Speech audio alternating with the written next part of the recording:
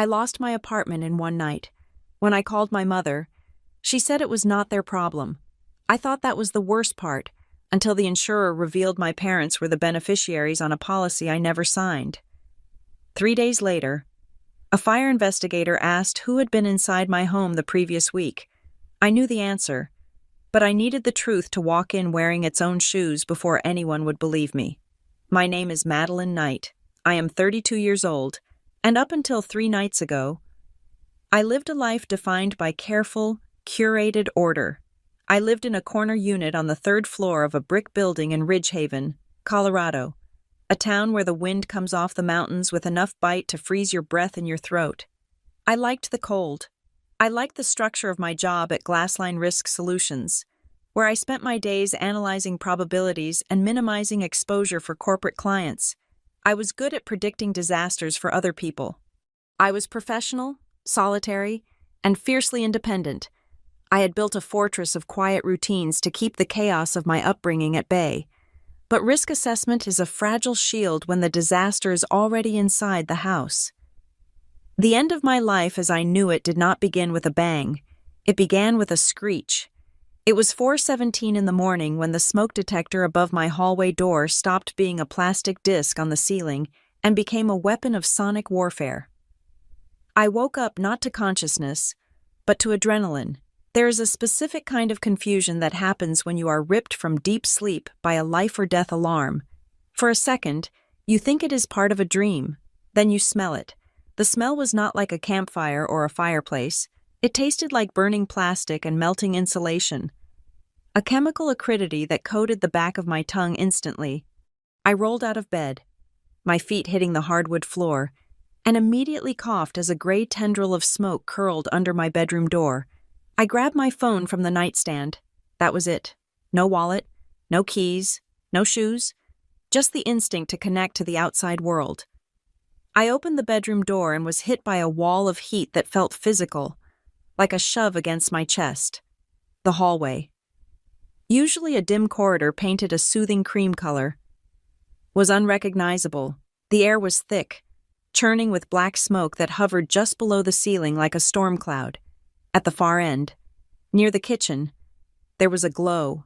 It was not the warm flicker of a candle. It was an angry, pulsing orange light that was eating the drywall. I did not think. I ran.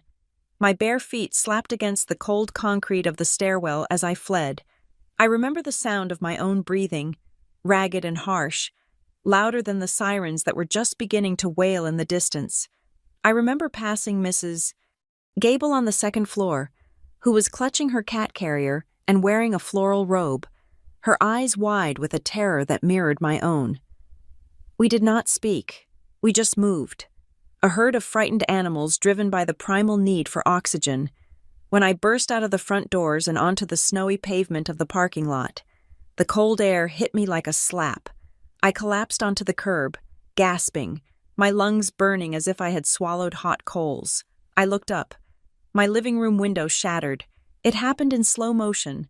The glass blew outward, raining down like glittering diamonds, followed immediately by a tongue of flame that licked up the side of the brick facade.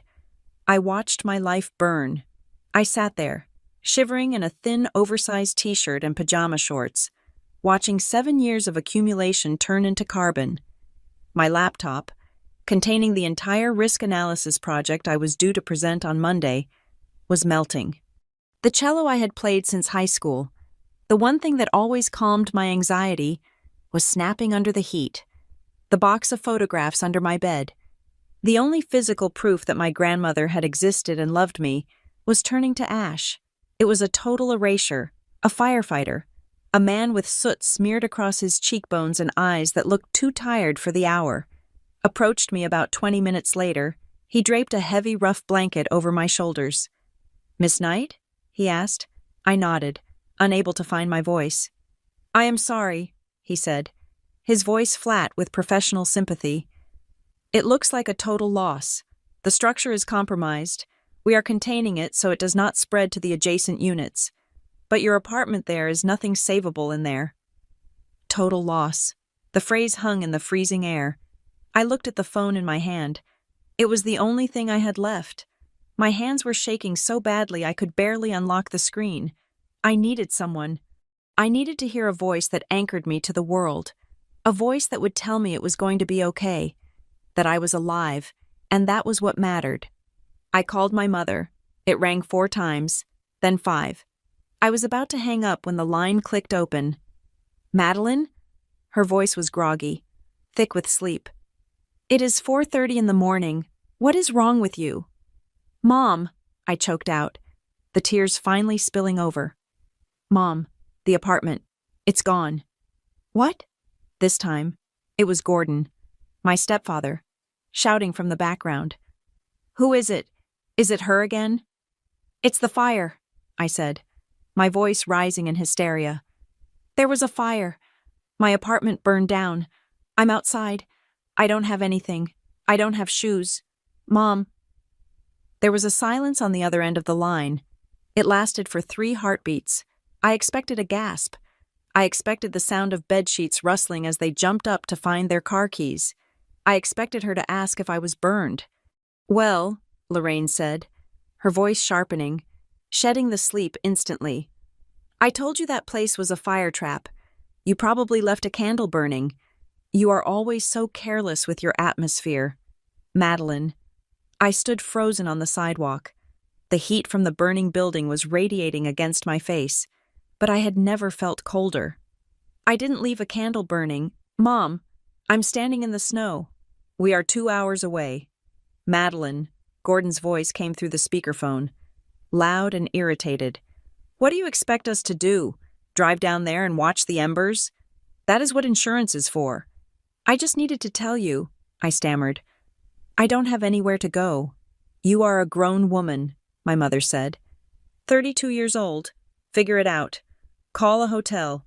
Do not drag us into your drama in the middle of the night." "But this is not our problem." "Madeline," she said. The words were distinct, clipped, and final. "Handle your mess. We have an early day tomorrow." The line went dead. I stared at the screen. The call had lasted less than 60 seconds. They had not asked if I was injured. They had not asked if I had inhaled smoke. They had simply severed the tie. "Not our problem," the phrase echoed in my head, drowning out the roar of the water hoses and the shouts of the fire crew. I felt a strange sensation in my chest, a hollowing out that was far more painful than the smoke inhalation. I had always known my relationship with Lorraine and Gordon was transactional, strained, and distant, but I had thought, in a true crisis, there would be a baseline of humanity. I was wrong. As I stood there, watching the black smoke obscure the stars, a memory surfaced. It pushed its way through the shock and panic, unbidden and unwelcome. 5 days ago, my mother had come to visit. It was an anomaly. Lorraine hated driving into the city. She hated my apartment building, which she called pedestrian. But she had called me on a Tuesday, her voice sweet and airy, saying she was in the neighborhood for an appointment and wanted to stop by. I had been touched. I had rushed home from work early, bought a decent bottle of wine, and tidied up. When she arrived, she didn't sit down. She didn't take the glass of wine I offered. Instead, she walked through the apartment. She walked slowly, touching things. She ran her hand over the back of my sofa. She opened the closet door in the hallway and stared at the circuit breaker panel for a long moment.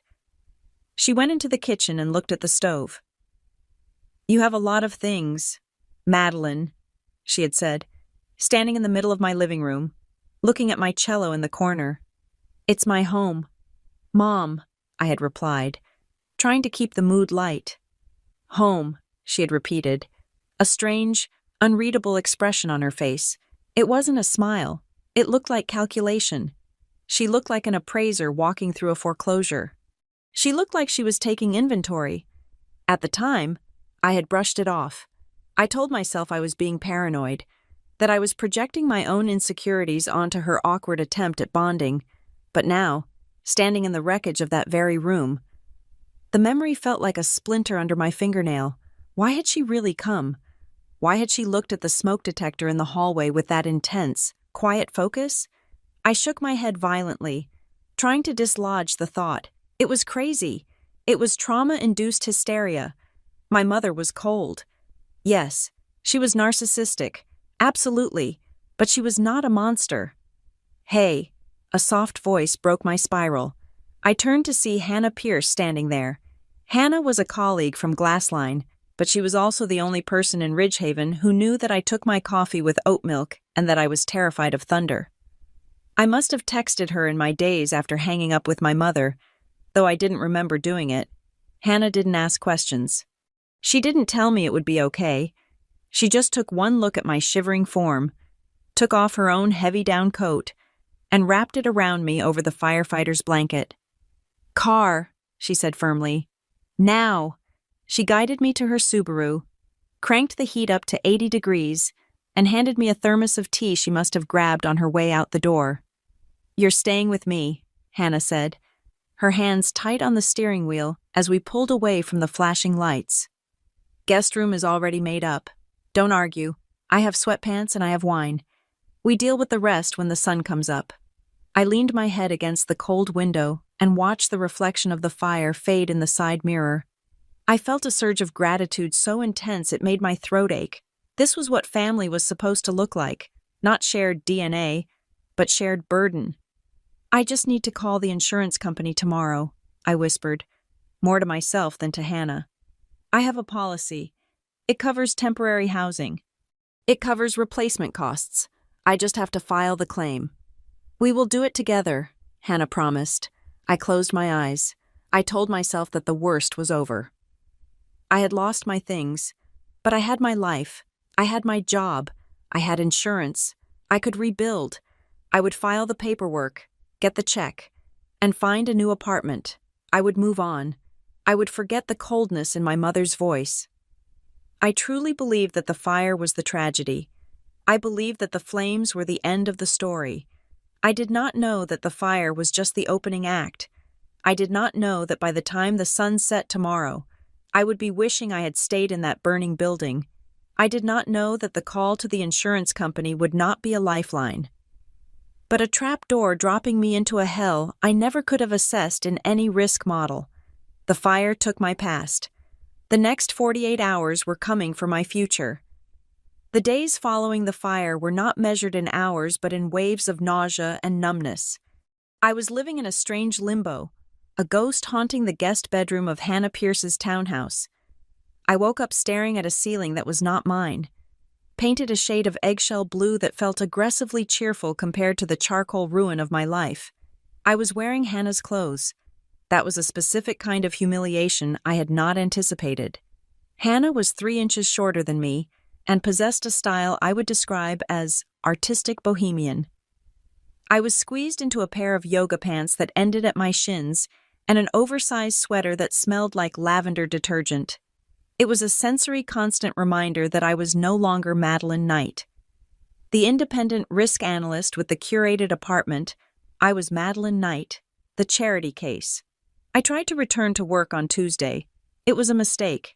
I sat at my desk at Glassline Risk Solutions, staring at spreadsheets that detailed actuarial tables for flood zones in Florida, and the numbers swam before my eyes. My colleagues were kind, but their kindness felt heavy. They tilted their heads when they spoke to me. They lowered their voices. I was the woman who had lost everything. I was a walking tragedy, and my presence made them uncomfortable because I was a reminder that stability is an illusion. I needed to normalize this. I needed to turn the catastrophe into paperwork. That was how I processed the world. You identify the variable, you assess the damage, and you file the claim. During my lunch break, I stepped out into the stairwell to call my renter's insurance provider. I had been with the same company, Beacon Shield, for 5 years. I paid my premiums automatically. I had never filed a claim.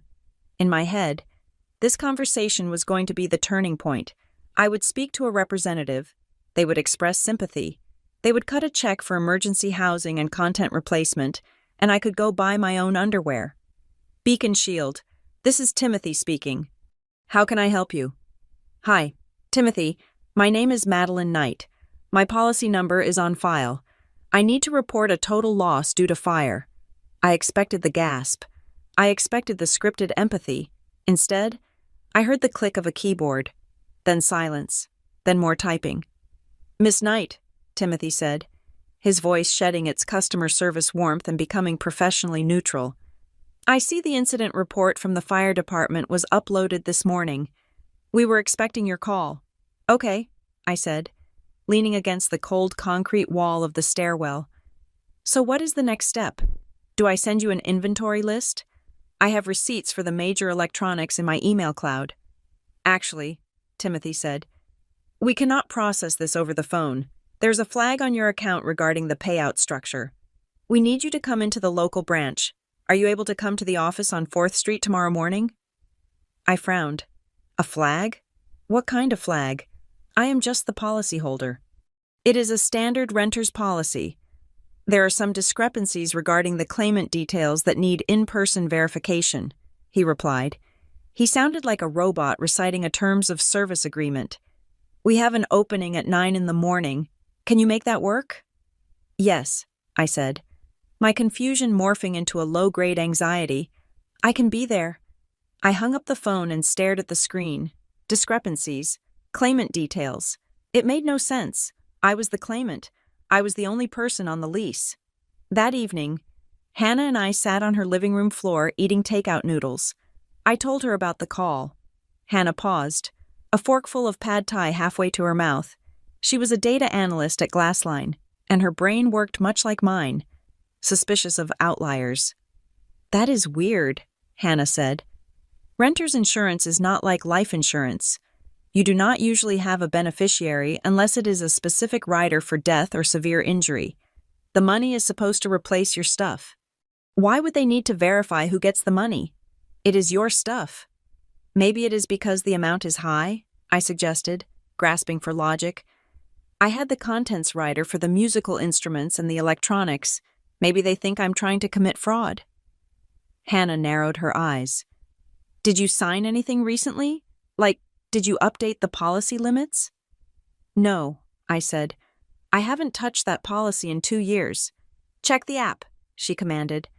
I pulled out my phone and opened the Beacon Shield app. My thumb hovered over the screen.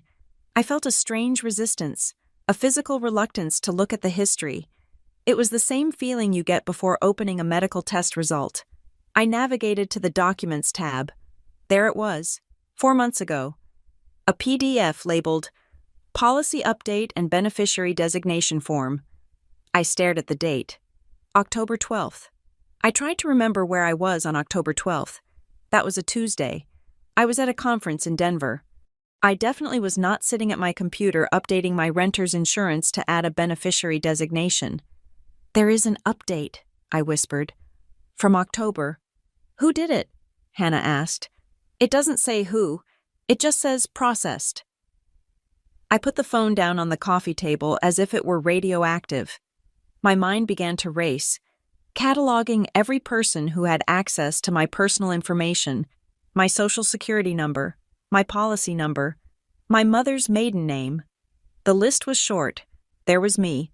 There was the file cabinet in my apartment, which was now a pile of ash, and there were my parents, Lorraine and Gordon. I felt a chill that had nothing to do with the drafty window. My mother knew my passwords, or at least, she used to, years ago, when I was in college. She had insisted on having them in case of emergency. I had changed most of them, but not all, and she knew the answers to my security questions. "What was the name of your first pet?" "Barnaby." "Who was your favorite teacher?" "Miss Higgins." Lorraine knew those answers because she had been there. "You don't think," I started, but I couldn't finish the sentence. The accusation felt too large, too grotesque. It was one thing for my mother to be cold. It was one thing for her to say, "Not my problem," when I was homeless. But to tamper with a legal document, to insert herself into a financial contract, that required premeditation, that required malice. "You need to call her," Hannah said softly. "Don't accuse her, just poke the bear. See if she growls." I waited until Hannah went to the kitchen to pour more wine. I needed to do this alone. I walked out to the small balcony, hugging Hannah's oversized cardigan around me. The air was crisp, smelling of snow and exhaust. I dialed my mother's number. She answered on the second ring, her voice bright and chirpy, a stark contrast to the icy dismissal of the night of the fire. "Madeline, we were just talking about you. How are you holding up, sweetie?" The endearment felt like a slap. Sweetie, she hadn't called me that since I was 6. "I am okay, Mom," I said, keeping my voice level. "I am staying with a friend. I just wanted to update you." "Oh, good. Gordon and I were so worried. We didn't know if we should come down. But you know how Gordon gets with his back, and the drive is so long." Lies. All of it. They hadn't called once in 3 days. "It is fine," I said. "I am dealing with the logistics. Actually, that is why I'm calling. I have to go to the insurance office tomorrow. There is some weird paperwork issue." I held my breath. I listened to the silence on the other end. "Paperwork?" Lorraine's voice didn't spike. It didn't drop. It just became very, very still.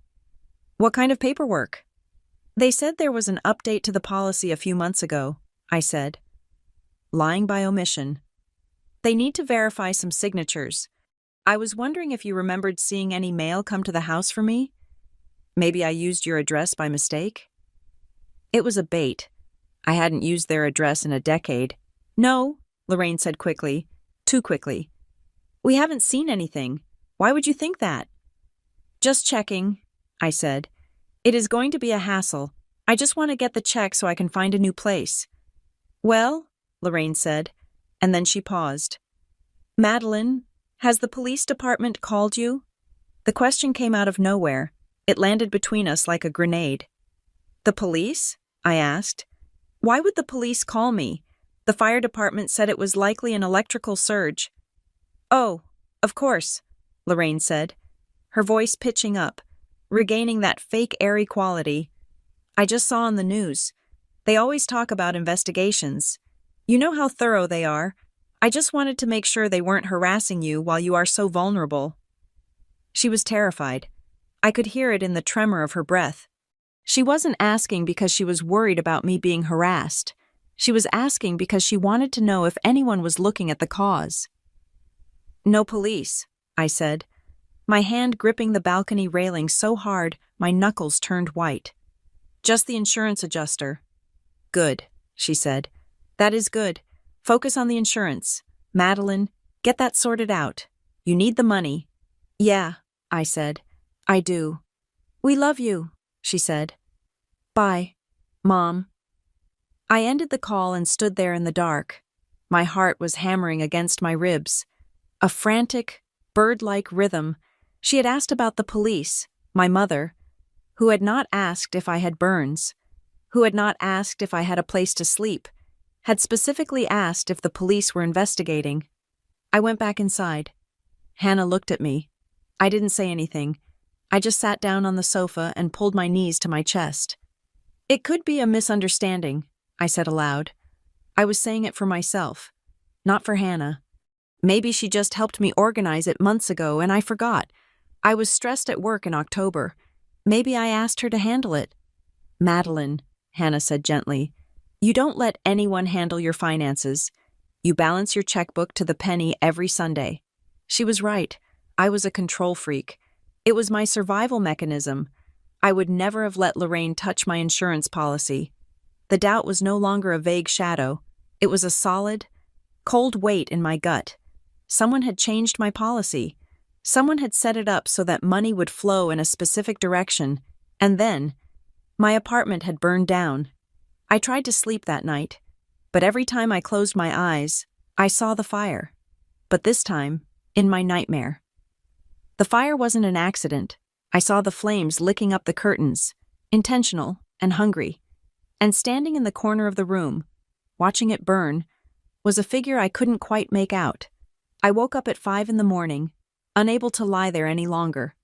I showered, scrubbing my skin until it was raw, trying to wash off the phantom smell of smoke. I dressed in the most professional outfit Hannah could lend me, a gray blazer that was too tight in the shoulders and black slacks that were too short. I needed armor, even if it was ill-fitting. I drove to the Beacon Shield office in downtown Ridgehaven, The building was a monolith of glass and steel, reflecting the gray winter sky. I parked the car and sat for a moment, gripping the steering wheel. My intuition, that quiet inner voice I had ignored for years in favor of keeping the peace, was screaming at me. It was telling me to turn around. It was telling me that once I walked through those doors, I couldn't go back to being the victim of a tragedy. I would become something else.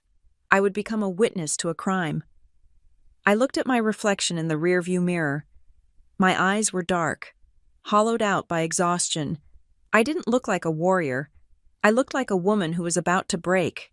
But I got out of the car. I walked across the parking lot, the gravel crunching under my borrowed boots. I pushed open the heavy glass doors of the insurance agency.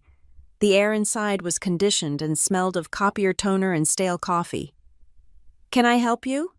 the receptionist asked, not looking up from her screen. "I am Madeline Knight," I said. "I have an appointment." She looked up then. Her eyes flicked over my ill-fitting clothes, but she didn't comment. "Have a seat. Mr. Henderson will be with you shortly." I sat in a stiff chair, my hands folded in my lap. I felt like I was waiting for a biopsy result. I felt like I was waiting to be interrogated. The door to the back office opened. A man in a suit stepped out. He didn't smile. "Ms. Knight?" he said. "Come back." I stood up. My legs felt heavy. I walked toward him, and with every step, the sense of dread grew louder. I wasn't just walking into an office. I was walking into the truth, and I was terrified of what it was going to say. "Mr. Henderson's office was a vacuum of sound. The carpet was a thick, industrial gray that swallowed the noise of my boots, and the walls were lined with certificates that promised security, protection, and peace of mind. I sat across from him, my hands gripping the armrests of a chair that was designed to be uncomfortable enough to keep meetings short. He did not offer me coffee. He did not ask about the fire. He simply opened a manila folder, the tab crisp and sharp against the mahogany desk, and slid a document toward me. "Ms. Knight," he began, his voice dry as parchment. "Before we proceed with the claims process, I need you to verify the current structure of your policy, specifically, the amendments made in October." I looked down at the paper. It was a standard policy declaration page. I saw my name, Madeline Knight. I saw the address of the apartment that no longer existed. I saw the coverage dates. "I do not understand," I said, my voice steady despite the tremor in my hands. "I did not make any amendments in October." Henderson did not blink. He reached into his breast pocket, pulled out a pair of reading glasses, and settled them on his nose. "Please turn to page 4. I flipped the page. The paper felt heavy, like it was weighted with lead. Page 4 was the beneficiary and payout designation section, usually for a renter's insurance policy. This section is blank or defaults to the policyholder. The money is meant to replace the couch, the clothes, the laptop. It goes to the person who lost the things. But this page was not blank. In the center of the page, under the header, Primary Beneficiaries, were two names typed in clear, bold Arial font, Lorraine Parker, Gordon Parker. Beside their names was a percentage, 100%. I stared at the numbers. They looked alien. I blinked, hoping they would rearrange themselves back to 0, but they remained fixed. My parents, my mother, who had told me my homelessness was not her problem, and my stepfather, who had complained about the drive. They were not just bystanders to my tragedy. They were the intended recipients of it. "This is a mistake," I whispered. "I did not authorize this. Why would I make my parents the beneficiaries of my personal property insurance? If my things burn, I need the money to replace them. This makes no sense." "Look at the bottom of the page," Henderson said. He was watching me closely, his eyes narrowing slightly. He was assessing me. He was trying to decide if I was a victim or a co-conspirator. I looked. There, on the signature line, was my name. Madeline Knight. The room seemed to tilt. The signature was in blue ink. It had the right loops. The M started with the sharp peak I always used. The K in Knight had the little flourish at the end. To anyone else. To Mr. Henderson. To a judge. To a casual observer. It was my signature. But I knew the rhythm of my own hand. I knew the pressure I applied when I crossed my T. I knew that when I signed my name, I did it in one fluid, rapid motion, resulting in a slight slant to the right. This signature was upright. It was careful. It was drawn, not written. There was a microscopic hesitation at the top of the D, a tiny pool of ink where the pen had paused for a fraction of a second while the writer checked their work. It was a hesitation of thought, not muscle memory. It was a forgery. And it was a forgery that could only have been executed by someone who had spent decades watching me write, someone who had signed my report cards, someone who had access to every birthday card I had ever sent. "That is not my signature," I said. My voice sounded hollow, as if it were coming from someone else in the room. Henderson leaned back in his chair. "It matches the signature on your original application from 5 years ago perfectly. In fact, the handwriting analysis software flagged it as a 99% match." "It is a forgery," I insisted, pushing the paper away as if it burned my fingers. "And look at the coverage amount. Why is it so high?" I had always carried a standard policy, $20,000 for personal property, enough for IKEA furniture and a decent wardrobe. But the document in front of me listed a high-value contents rider. It listed specific items: a vintage cello valued at $12,000, professional recording equipment, antique jewelry, high-end electronics.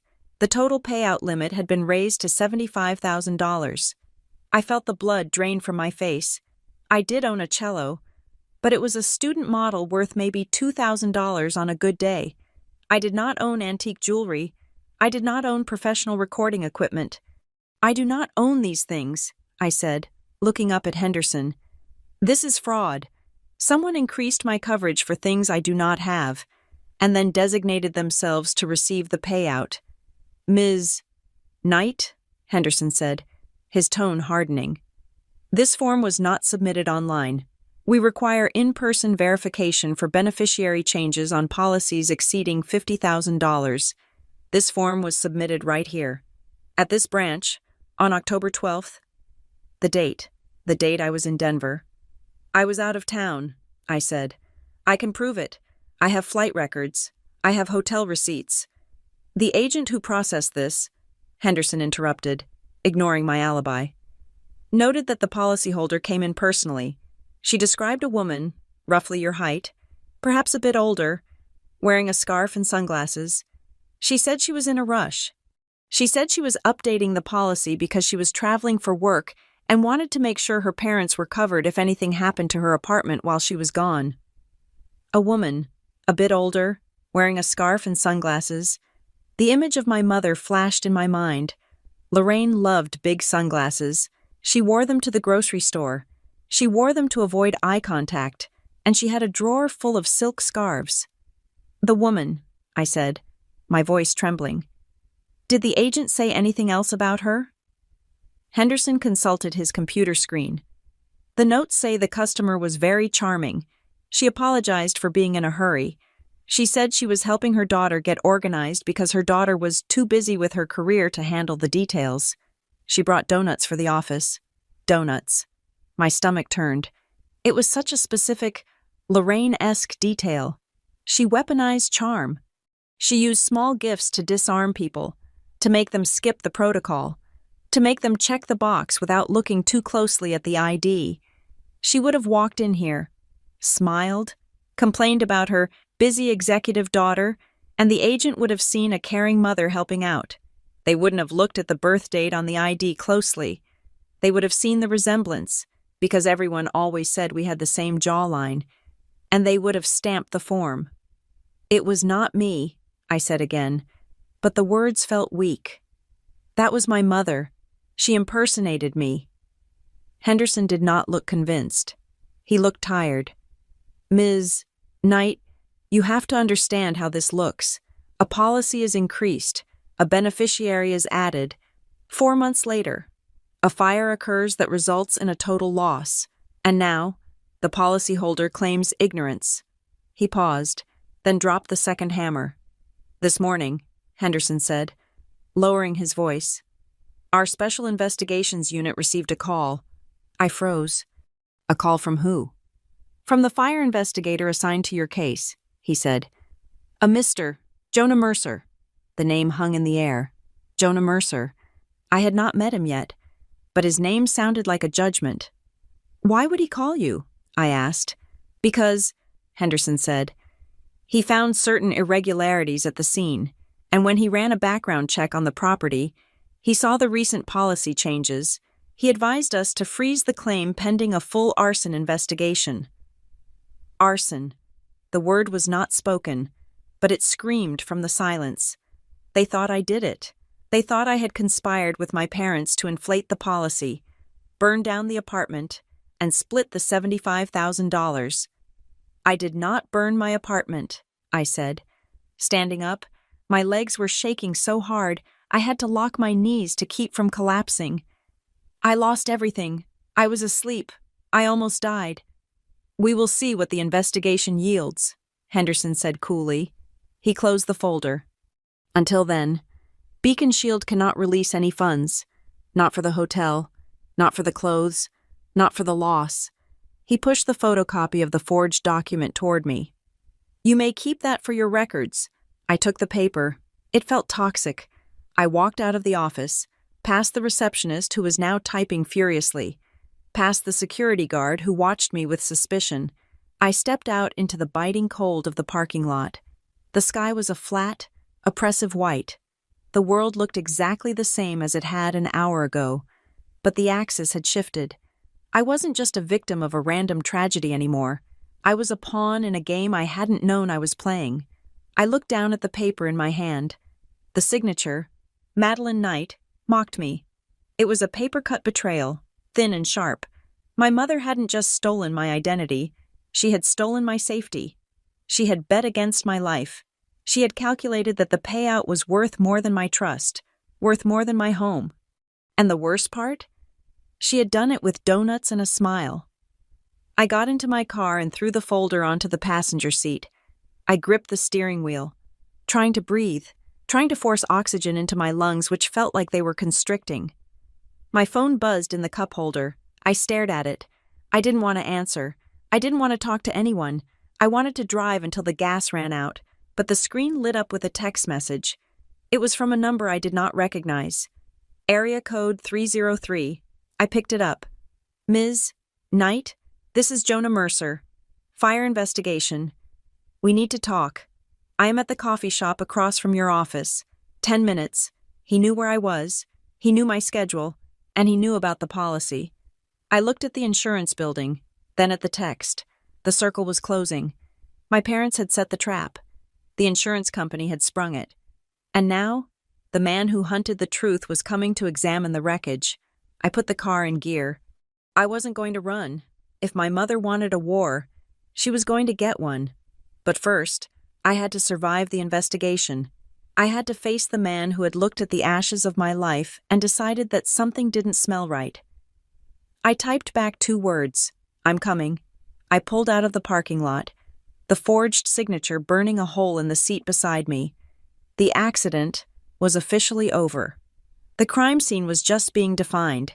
The coffee shop was one of those industrial chic places with exposed brick and Edison bulbs, filled with the low hum of espresso machines and people typing on laptops.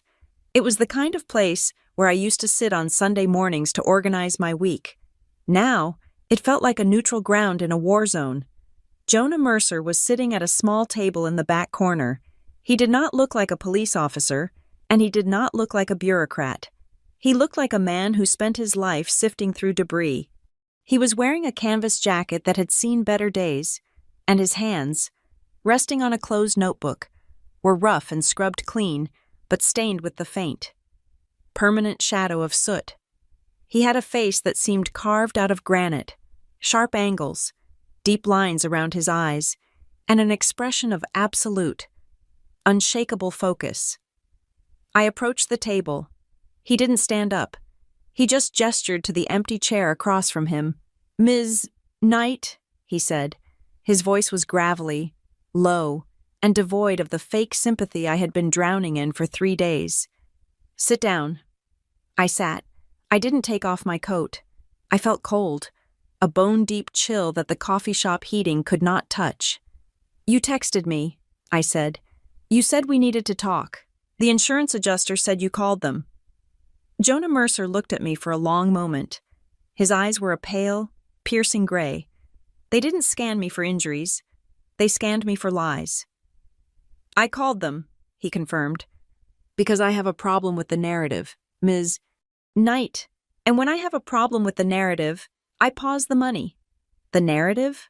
I asked. "The story the fire tells," he said. He opened his notebook. The pages were filled with tight, angular handwriting and sketches that looked like architectural blueprints gone wrong. "Fires tell stories. They have a beginning, a middle, and an end. Most accidental fires differ from intentional ones in rhythm." He turned the notebook toward me. It was a sketch of my living room floor plan. There were arrows and dark-shaded areas. "The initial report suggested an electrical surge from the power strip behind your entertainment center," Jonah said. "That is the lazy answer. It is the answer you give when you want to close the file and go home. But I don't like lazy answers." He tapped the paper with a pen. "I spent 4 hours in your unit yesterday. Electrical fires burn in a specific way. They arc. They melt wire insulation from the inside out. They leave beading on the copper. I checked your outlets. I checked the breaker box. Ms. Knight, the wiring in your wall was intact until the fire consumed it from the outside." I stared at the sketch. "So it wasn't the outlet?" "No," Jonah said. "The fire didn't start in the wall. It started near the wall, on the floor, and it started hot, fast. Accidental fires usually smolder. They give you a warning, a smell, a flicker. This fire?" He snapped his fingers. The sound was sharp in the quiet cafe. "This fire decided to eat the room in under 3 minutes." "What are you saying?" I asked, my voice barely a whisper. "I am saying I found traces of an accelerant pattern," he said, his voice dropping an octave. "Not gasoline, nothing that obvious. But the burn patterns on the floorboards show a localized intensity that defies gravity.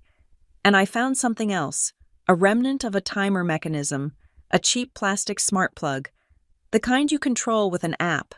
I felt the blood drain from my face. "I use smart plugs." "For the lamps, this wasn't connected to a lamp," Jonah said. "It was fused to a heating element that had no business being behind a sofa. Someone rigged a device to ignite at a specific time, 4:17 in the morning, the time when deep REM sleep is heaviest, the time when a person is least likely to wake up." He leaned forward, crossing his arms on the table. The space between us felt charged with a terrifying clarity. "I do not believe this was an accident. Ms. Knight, this was a scheduled event." I couldn't breathe. "Someone tried to kill me."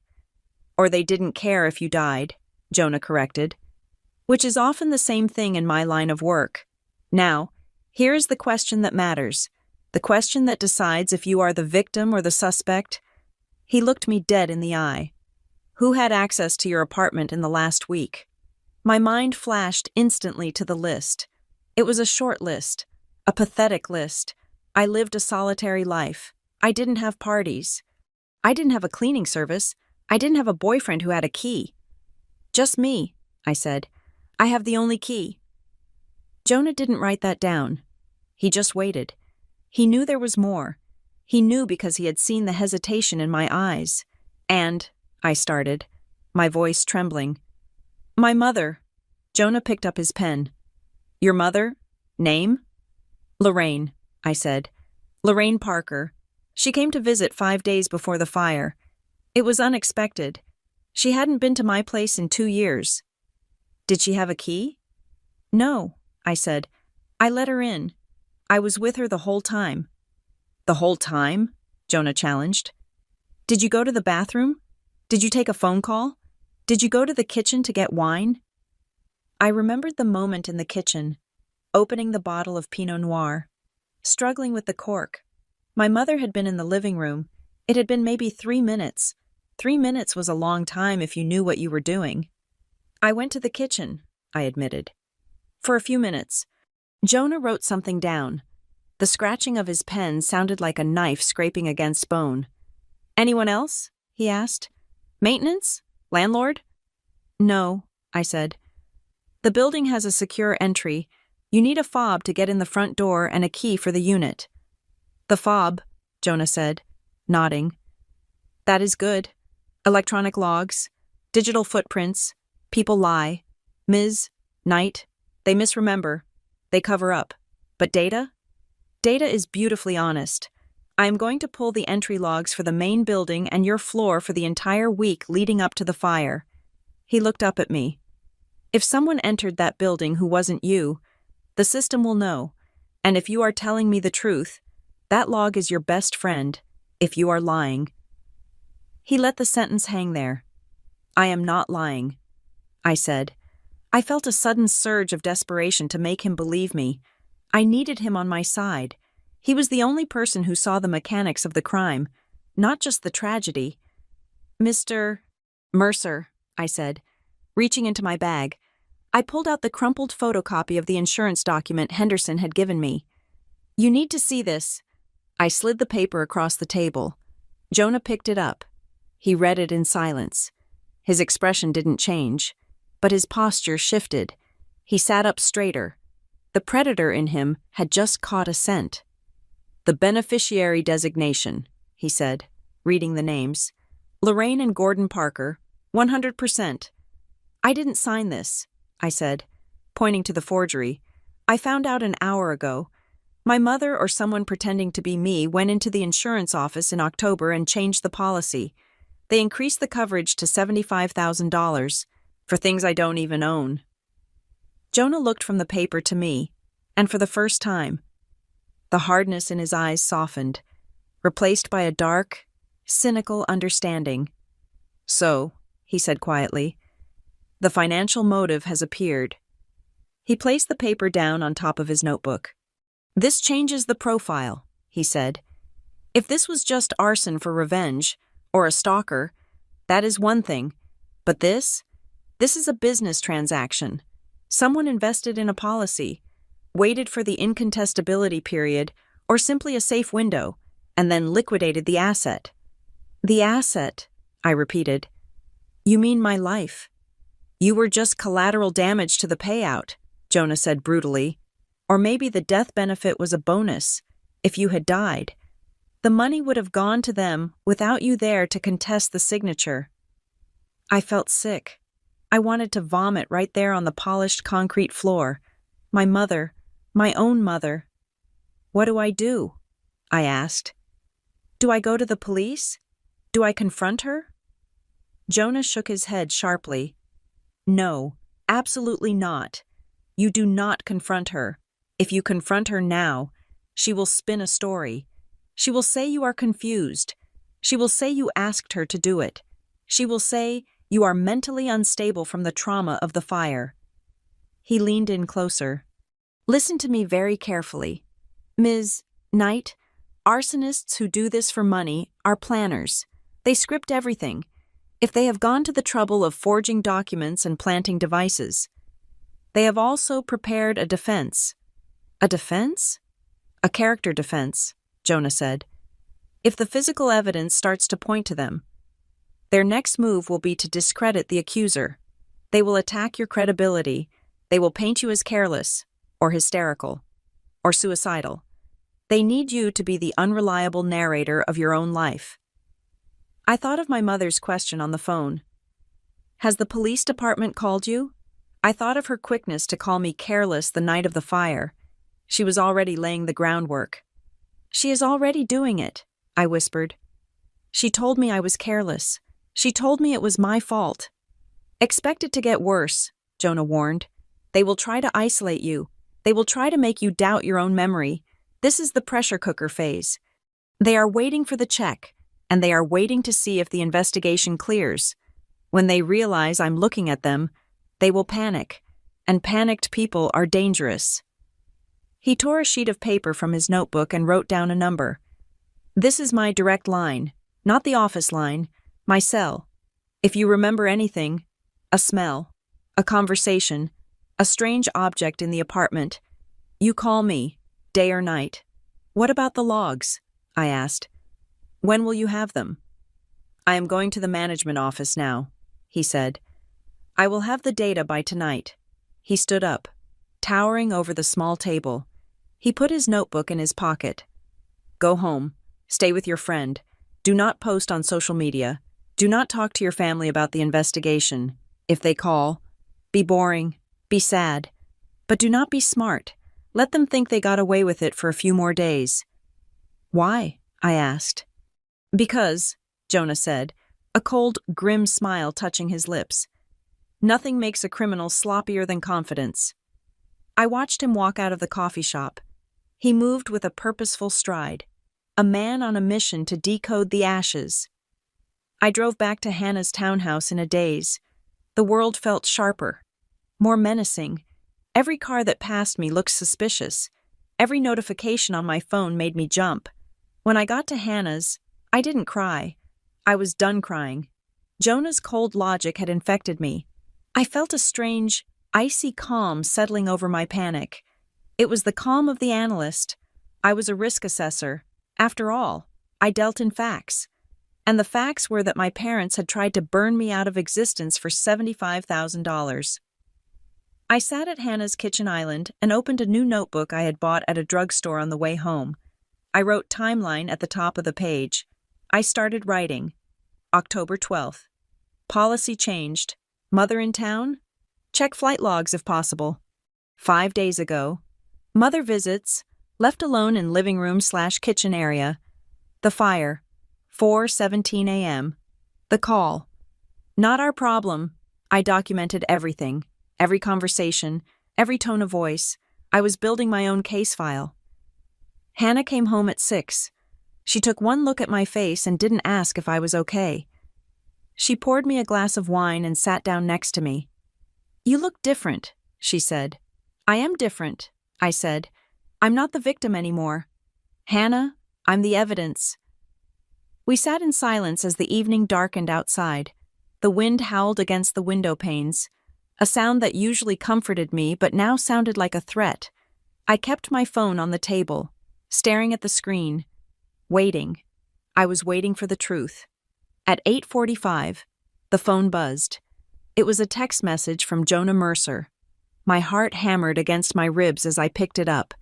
The preview showed only the first few words. I unlocked the phone with trembling fingers. The message was short. It was clinical. But it was the most beautiful thing I had ever read, because it was proof. It was the anchor I needed to keep from drifting into insanity. We have the logs, I read the next line, and the air left my lungs in a sharp hiss. Only 2 entries for your unit in the last 7 days. One was your fob. I stared at the screen. 2 entries. One was mine. The other entry was logged on Tuesday at 11:15 a.m., guest code access, authorized by management for family emergency. The time matched my mother's visit, but the method guest code, she hadn't just walked in when I opened the door. She had used a code. And then, the final line from Jonah. The log shows the guest stayed inside for 2 hours and 40 minutes. You said she was there for 20 minutes. I dropped the phone on the table. The clatter was loud in the quiet kitchen. 2 hours and 40 minutes. I had been at work until 3 that Tuesday. I had come home early to meet her. She hadn't just visited me. She had been in my apartment for nearly 3 hours before I even arrived. She had been there alone. She had had time to go through my papers. She had had time to plant the device. She had had time to steal the things she didn't want to burn. She had been waiting for me to come home so she could perform the role of the loving mother, all while standing in a room she had already rigged to explode. I looked at Hannah. She was there, I whispered. She was there for 3 hours alone. The reality of it settled in. It wasn't just a betrayal. It was an invasion. My mother had been a ghost in my home long before she turned it into a graveyard. And now, I had the data. The war had officially begun. The digital log entries from the building security system burned a hole in my mind. 2 hours and 40 minutes. My mother had been inside my apartment alone for nearly 3 hours while I sat at my desk at Glassline, oblivious. I had the smoking gun, or at least the digital footprint of the person holding it, but Jonah Mercer's warning echoed in my ears. Do not be smart, be boring. I had to play the part of the confused, grieving daughter. I had to make them think I was still stumbling in the dark so they wouldn't notice the net closing around them. I sat on Hannah's balcony, the morning air biting at my cheeks, and dialed my mother's number. My hands were shaking, not from cold, but from the effort of suppressing the rage that was boiling in my gut. Madeline? Her voice was tight. Is everything okay? You are calling early. I am fine. Mom, I said, forcing my voice into a lower, exhausted register. I just wanted to call and say thank you. Thank you? She sounded wary. For what? For visiting last week, I said. I was just thinking about it. It was the last time the apartment felt like a home. I am glad you were there. I am glad you got to see it one last time before it happened. There was a pause, a long, heavy silence where I could almost hear her calculating. Well, she said, her tone softening slightly. I am glad I came too. Sweetie, it was a lovely visit. It is just so strange, I continued, pushing the bait a little further. The insurance investigator asked me about that day. He asked who had been in the apartment. I told him you were there. Of course, I hope that is okay. The softness vanished instantly. Why would he ask that? Why is there an investigator? Madeline? It is standard procedure. I lied. They are just looking into the timeline. Since the fire was so fast, he just wanted to know if anyone noticed anything weird with the outlets. You should not be talking to them without legal counsel, my mother snapped. Her voice was sharp, frantic. Madeline, listen to me. Insurance companies try to trick you. Do not give them names. Do not give them times. You tell them it was an accident and you stop talking. Do you hear me? Mom, why are you shouting? I asked, feigning innocence. I have nothing to hide. It is not about hiding, she hissed. It is about liability. You are so naive. If you keep talking, you are going to mess up the claim. Just stop talking to them until we can get you a lawyer. Gordon knows someone. Okay, I said. Okay, Mom, I will stop. I hung up. She was terrified. She wasn't worried about my liability. She was worried about her own. She knew exactly what investigator meant. It meant someone was looking at the timeline, and she knew her name was on it. I thought that call was the hardest part of my day. I was wrong. The call was just the opening move. My mother realized I was talking to people, so she decided to ensure that no one would listen to me. The assault began at noon. My phone rang. It was my Aunt Clara, my mother's sister. We spoke maybe twice a year, usually on Christmas and my birthday. Maddie, Clara said. Her voice was dripping with a suffocating, weaponized pity. Oh, honey, Lorraine told me everything. I am so sorry. Thanks, Aunt Clara, I said. It has been rough. Your mom is beside herself, Clara went on. She says you are sounding detached. She is worried you are dissociating. Honey, you know, with your history of anxiety, a trauma like this can trigger a break.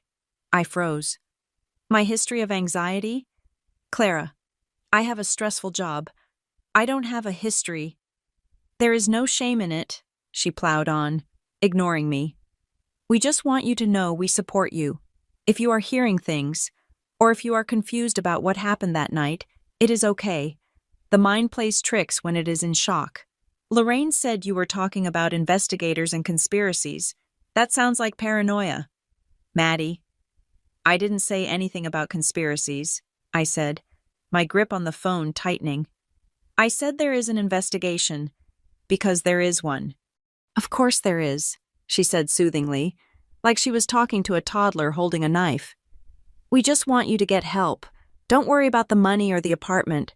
Focus on your head. I ended the call, my heart pounding. They were seeding the ground. They were telling the extended family I was having a mental break. They were framing my legitimate questions as paranoia. But the real blow came at 2 in the afternoon. I was at my desk at Glassline, trying to focus on a risk model for a construction firm in Ohio. My email chimed. A priority notification. Subject: urgent. Meeting regarding fitness for duty. From Human Resources. I stared at the screen, the words blurred. Fitness for duty. In the corporate world, that was the death knell. That was the phrase they used before they put you on involuntary leave or fired you for being a liability. I walked to the HR office in a daze.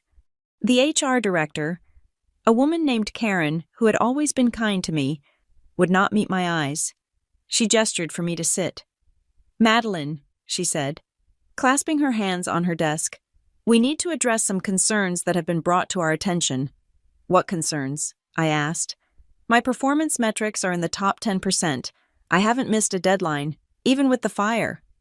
"This isn't about metrics," Karen said uncomfortably. "We received a communication this morning, an anonymous tip line entry. It expressed grave concern about your current mental state. The report stated that you have been exhibiting erratic behavior, making unfounded accusations against family members, and potentially posing a risk to yourself and others in the workplace." The room spun. "Anonymous?" "We have to take these seriously," Karen said. "Given the trauma you just suffered, the loss of your home, it is not unreasonable to think you might be struggling more than you are letting on. The report mentioned you might be suffering from delusions of persecution." Delusions of persecution. "Karen," I said, my voice steady but cold, "who sent this report?" "It was anonymous," she repeated, "but it contained details about your personal situation that suggest it came from someone close to you who is genuinely worried." "It came from my mother, didn't it?" I asked. Karen flinched. "I cannot speculate on the source, but Madeline, the fact that your immediate reaction is to accuse your mother that aligns with the concerns in the report about family conflict, it was a perfect trap. If I defended myself by telling the truth, that my mother was gaslighting me to cover up insurance fraud, I sounded exactly like the paranoid, unstable woman described in the report. If I stayed silent, I accepted the label. "I am fine," I said. "I am grieving my property, but I am competent. I am not a risk to this company." "We are placing you on administrative review," Karen said. "We need you to see a company-approved counselor before you can return to active casework. We can't have you analyzing risk for clients if your own judgment is compromised." I walked out of the building 15 minutes later. I had been stripped of my work, my credibility, and my dignity in the span of 3 hours. I drove to Hannah's house, pulled into the driveway, and screamed. I screamed until my throat felt raw. Then I stopped, wiped my face, and went inside. Hannah was already there. She took one look at me and poured a glass of vodka. "What did they do?" I told her about the HR meeting. I told her about the anonymous tip. "She called your job," Hannah said, her eyes wide with horror. "She actually called your job to sabotage you." "She didn't just call," I said, pacing the living room. "She used the specific language HR looks for, risk to self and others. Delusions. She knows how corporate structures work. She knew exactly what buttons to push to get me sidelined." "But why?" Hannah asked. "Why destroy your job? She needs the insurance money." "Sure, but why ruin your career?" "Because if I am crazy," I said, stopping in front of the window, "then I can't testify. If I go to the police and say, 'My mom burned my house,' the police will talk to her, and she will say, 'Oh, poor Madeline. She lost her job because of her mental breakdown. She is imagining things,' and she will show them the HR report. She is building a paper trail of my insanity." Hannah grabbed her laptop. "Who has the HR tip line number? Is it public?" "It is on the website," I said. "Anyone can find it." "But the phrasing," Hannah said, typing furiously, "using terms like fitness for duty, that is specific. Has your mom ever worked in HR?" "No," I said. "But my stepfather, Gordon, he used to be a union rep. He knows the labor laws. He knows how to get someone suspended. It was a coordinated attack. Gordon provided the terminology. Lorraine provided the emotional leverage. My phone buzzed. It was a text from Jonah. Do not react. They are poking the animal through the cage bars. They want you to bite so they can say you are rabid. I stared at the message. Jonah was right. Every time I defended myself, I dug the hole deeper. The only way to win was to stop playing their game and start playing a different one. I need to be calm, I whispered. I need to be the sanest person in the room. You are sane, Hannah said fiercely. You are just surrounded by psychopaths. I need them to believe their plan is working, I said. I need them to think I am broken, but harmless. If they think I am fighting back, they will escalate. If they think I am defeated, they will get sloppy. My phone rang again. I looked at the screen. It was my mother. I took a deep breath. I channeled every ounce of self-control I possessed. I answered. Hello, Mom? Madeline. Her voice was completely different from this morning. It was like honey poured over glass. It was sweet, cloying, and terrifyingly fake. I am so sorry we argued earlier. I was just so stressed. Aunt Clara told me you sounded upset. I am okay, I said, keeping my voice flat. I had a hard day at work. HR put me on leave.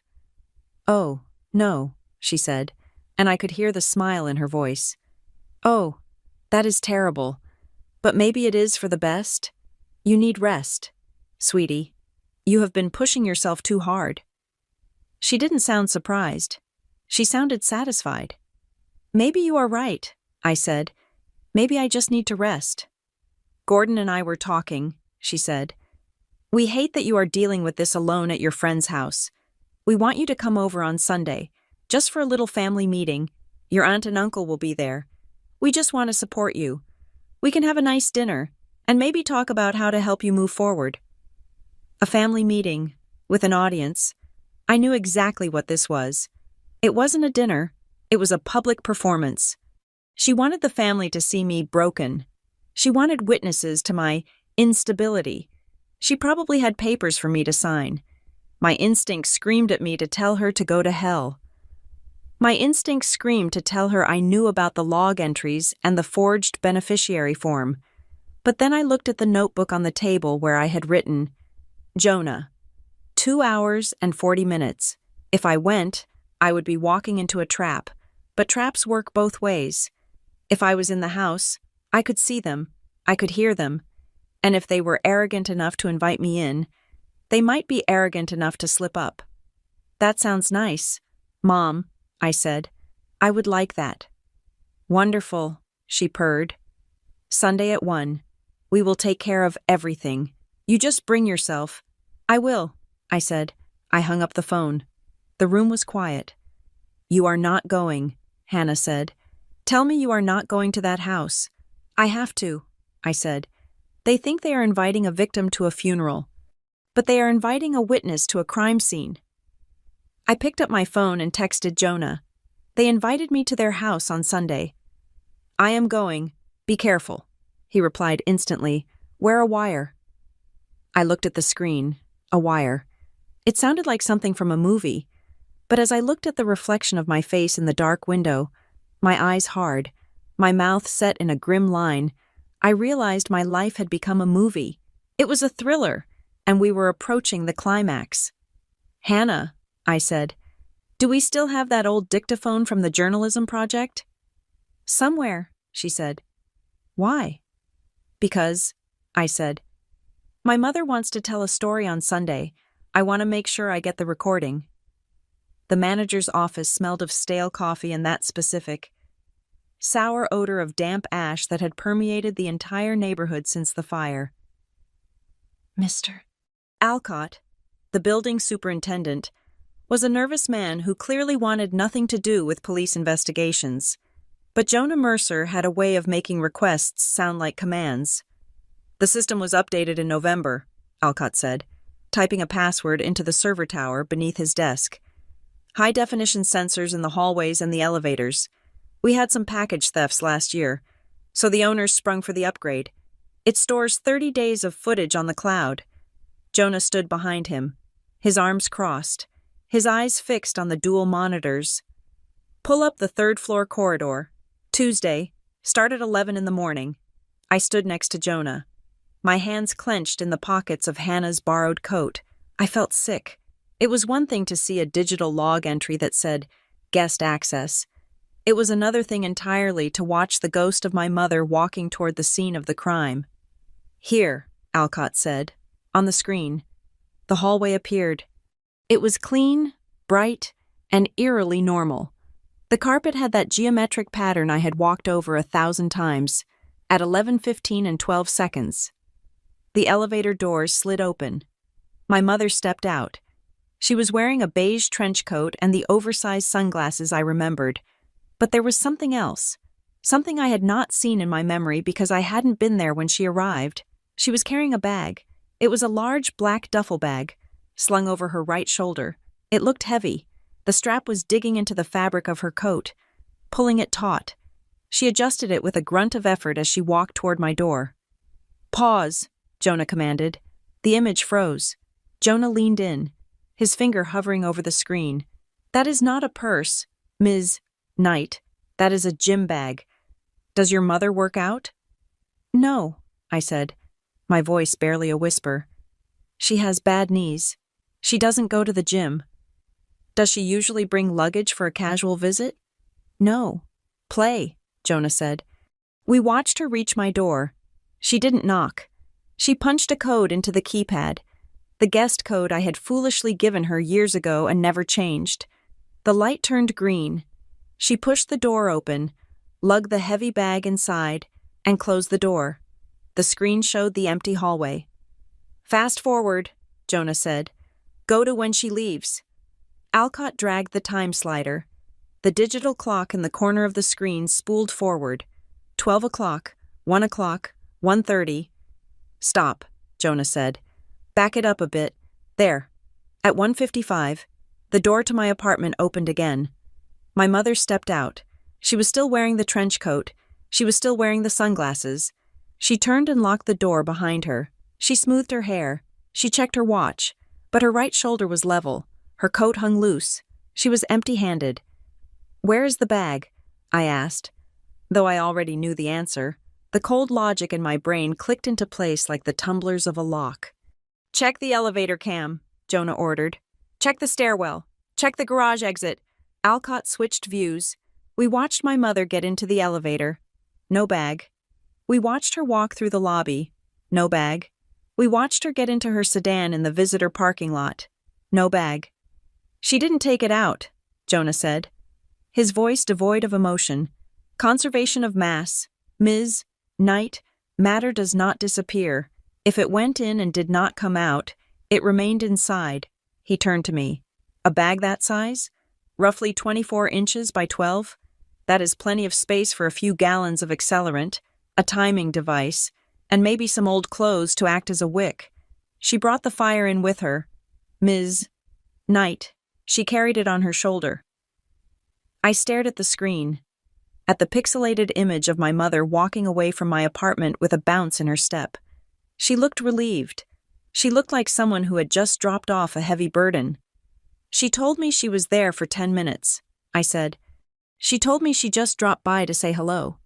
The footage says she was there for nearly 3 hours, Jonah said, and the footage says she left a package behind, a package that conveniently destroyed itself along with everything else. I felt the room spinning. It was premeditated. It wasn't a crime of passion. It wasn't a desperate act. She had packed a bag. She had driven 2 hours. She had punched in the code. She had set it up. And then she had waited for me to come home so she could hug me in the very room she had turned into a bomb. I need a copy of this, Jonah told Alcott.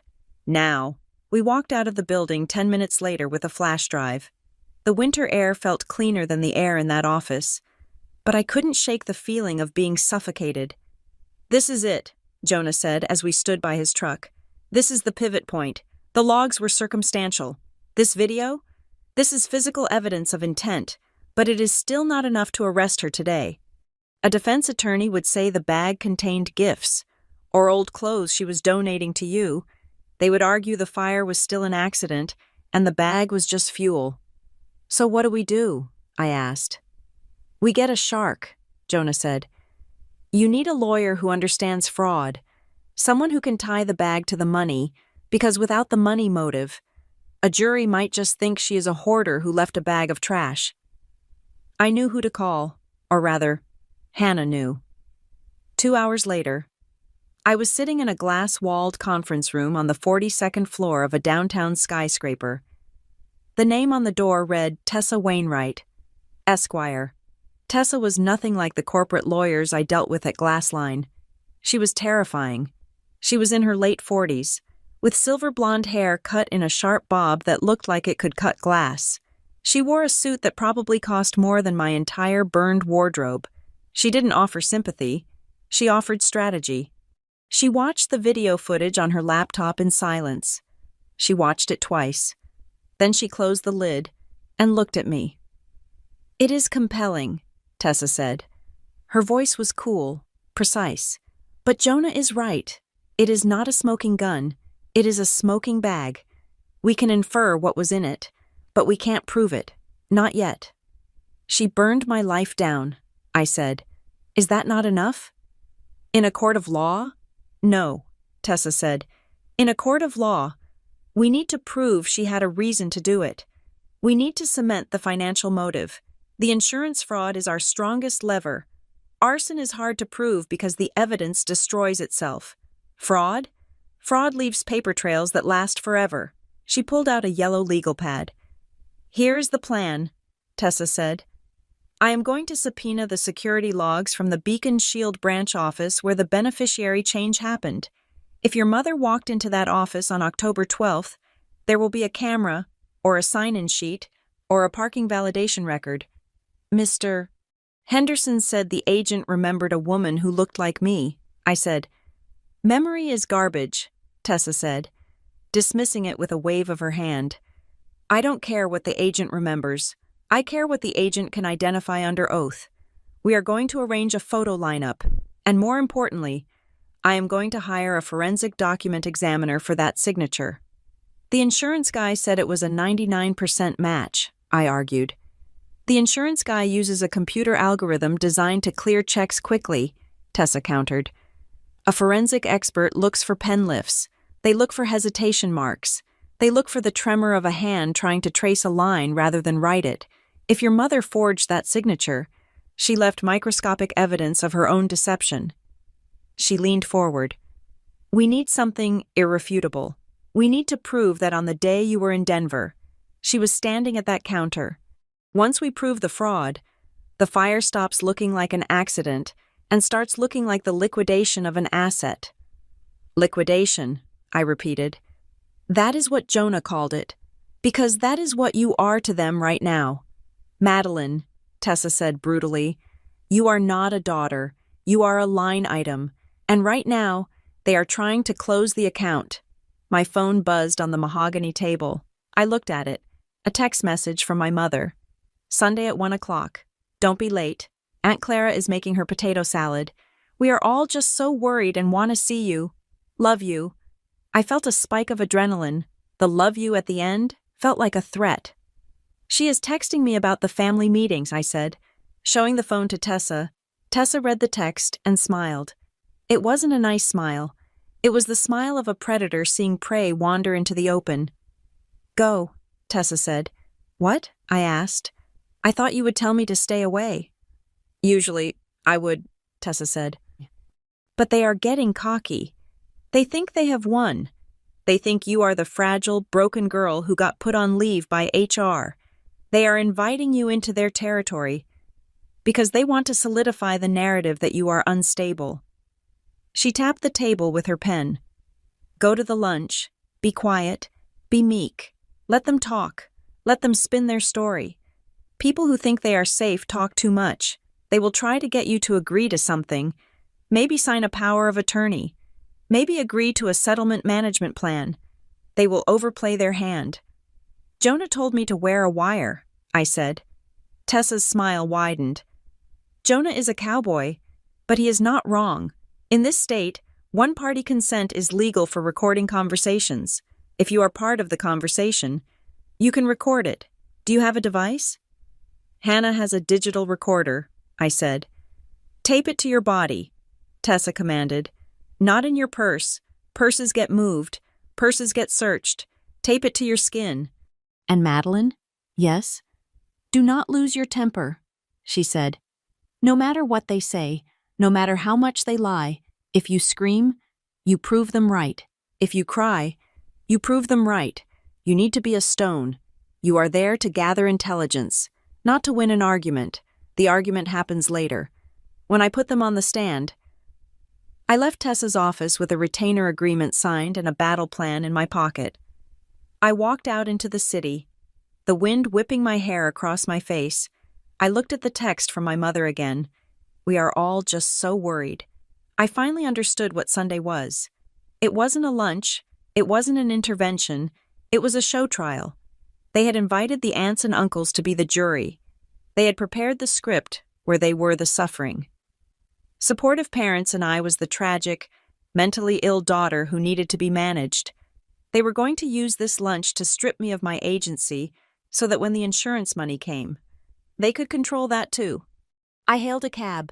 I needed to get back to Hannah's. I needed to find that recorder. And I needed to practice being a stone, because on Sunday, I wasn't just going to dinner, I was going undercover. Friday morning brought a cold, gray drizzle to the city, the kind that slicks the streets and makes the world look like a smudge of charcoal. I sat in Tessa Wainwright's conference room again, but this time, the atmosphere was not one of desperate scrambling. It was the calculated silence of a hunting party checking their ammunition. On the polished mahogany table, a large monitor displayed a high-resolution scan of the signature on the forged insurance document. To the naked eye, my naked eye, it looked like mine. It had the same slant, the same loop on the capital M, but Tessa had blown it up to 400% magnification, turning the ink strokes into highways. Do you see this?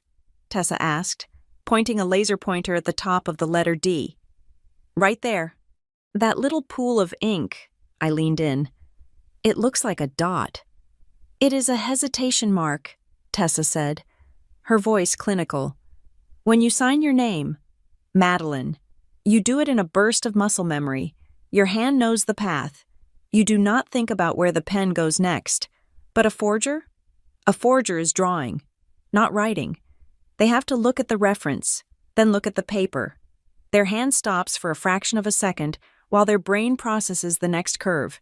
That stop allows the ink to bleed into the paper fiber just a little bit more than usual. She moved the laser to the cross of the T. And here, see how the line is slightly shaky?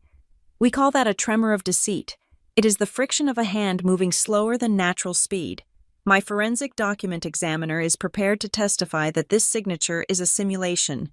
It is a very good one, but it is a simulation. So we can prove I didn't sign it, I said, feeling a weight lift off my chest. We can prove it was forged, Tessa corrected. But to pin it on your mother, we needed to place her at the scene of the crime being the insurance desk. She clicked a remote, and the screen changed. It was a grid of 6 photos. Women with similar features, similar ages. My mother was number 4. We brought the clerk from Beacon Shield in this morning, Tessa said. The one who processed the change. We showed her this lineup. We didn't prompt her. We didn't tell her who we were looking for. Did she pick her? I asked, my heart hammering. She hesitated at first, Tessa said. She said the woman was wearing big sunglasses and a scarf, but then she asked if she could know what perfume the woman was wearing. I closed my eyes. Gardenia and musk. Heavy. Tessa nodded slowly. The clerk said the customer smelled like an old funeral parlor. She said it was overpowering, and she remembered the voice. She said the woman called her sweetheart in a way that made her feel small. When we played a clip of your mother's voice from a public social media video, the clerk identified her immediately. She picked photo number 4. We have a sworn affidavit. I let out a breath I didn't know I was holding. The paper trail was solid. My mother had walked into that office, smelling of her signature scent, and stolen my identity with a smile. The door to the conference room opened, and Jonah Mercer walked in. He looked like he hadn't slept in 2 days. He was wearing the same canvas jacket, and he was carrying a clear plastic evidence bag. He tossed it onto the table. It landed with a dull thud. Inside was a blackened, melted lump of plastic and metal prongs. "What is that?" Hannah asked. She had been sitting quietly in the corner, taking notes. "That," Jonah said, pulling out a chair and sitting down heavily, "is the bridge between a bad accident and a felony. The lab finished the analysis on the debris I pulled from behind your sofa." He tapped the bag. "It is, or it was, a smart plug, cheap brand. You buy them in a 2-pack for $20. You plug it into the wall. You plug a device into it, and you can control the power from an app on your phone.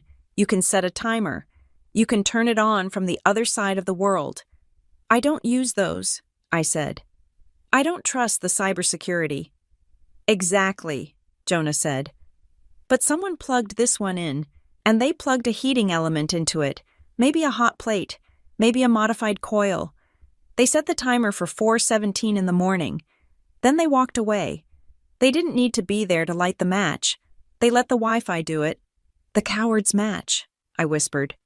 "We traced the batch number," Jonah continued, his voice grim. "This specific lot was shipped to a hardware chain 3 weeks ago. We narrowed it down to the stores in the region. Most people buy these online, but our arsonist bought this one in person." He pulled a folded piece of paper from his pocket.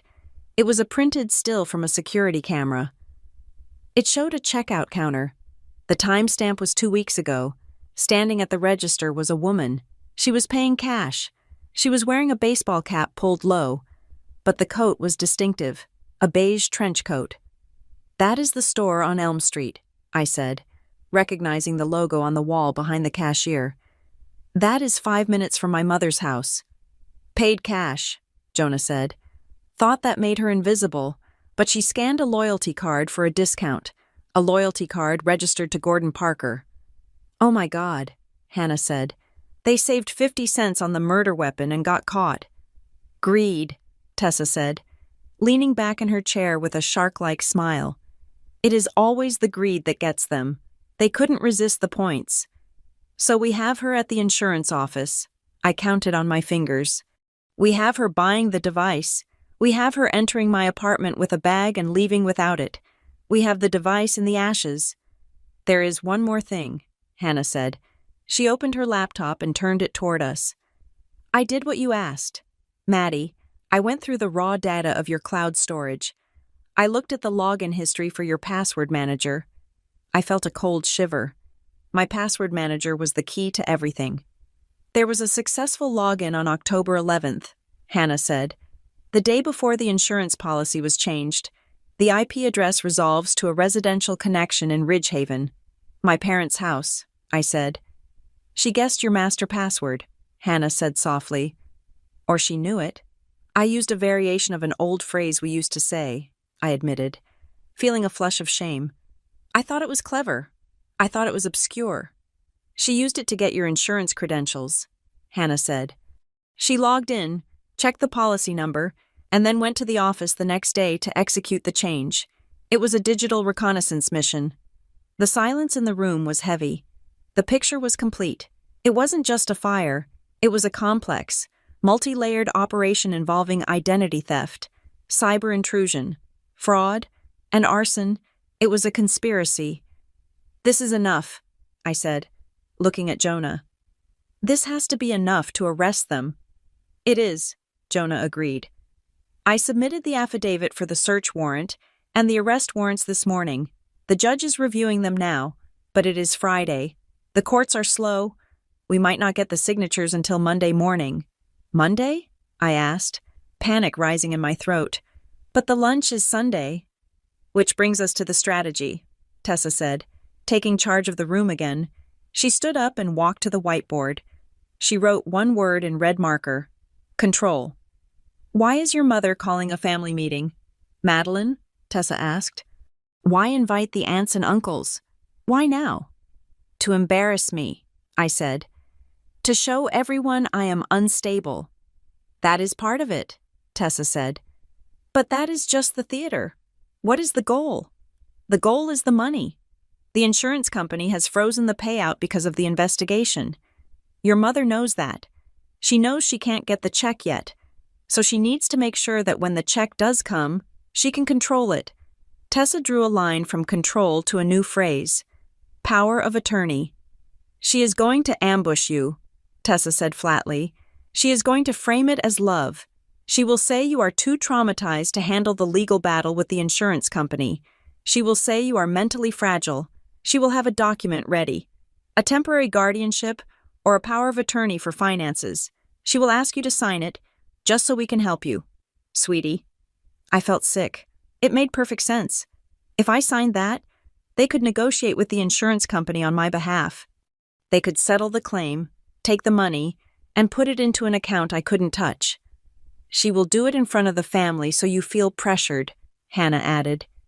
If you say no, you look ungrateful and paranoid. If you say yes, you sign away your life. So I don't go, I said. You have to go, Tessa said. We need one final nail in the coffin.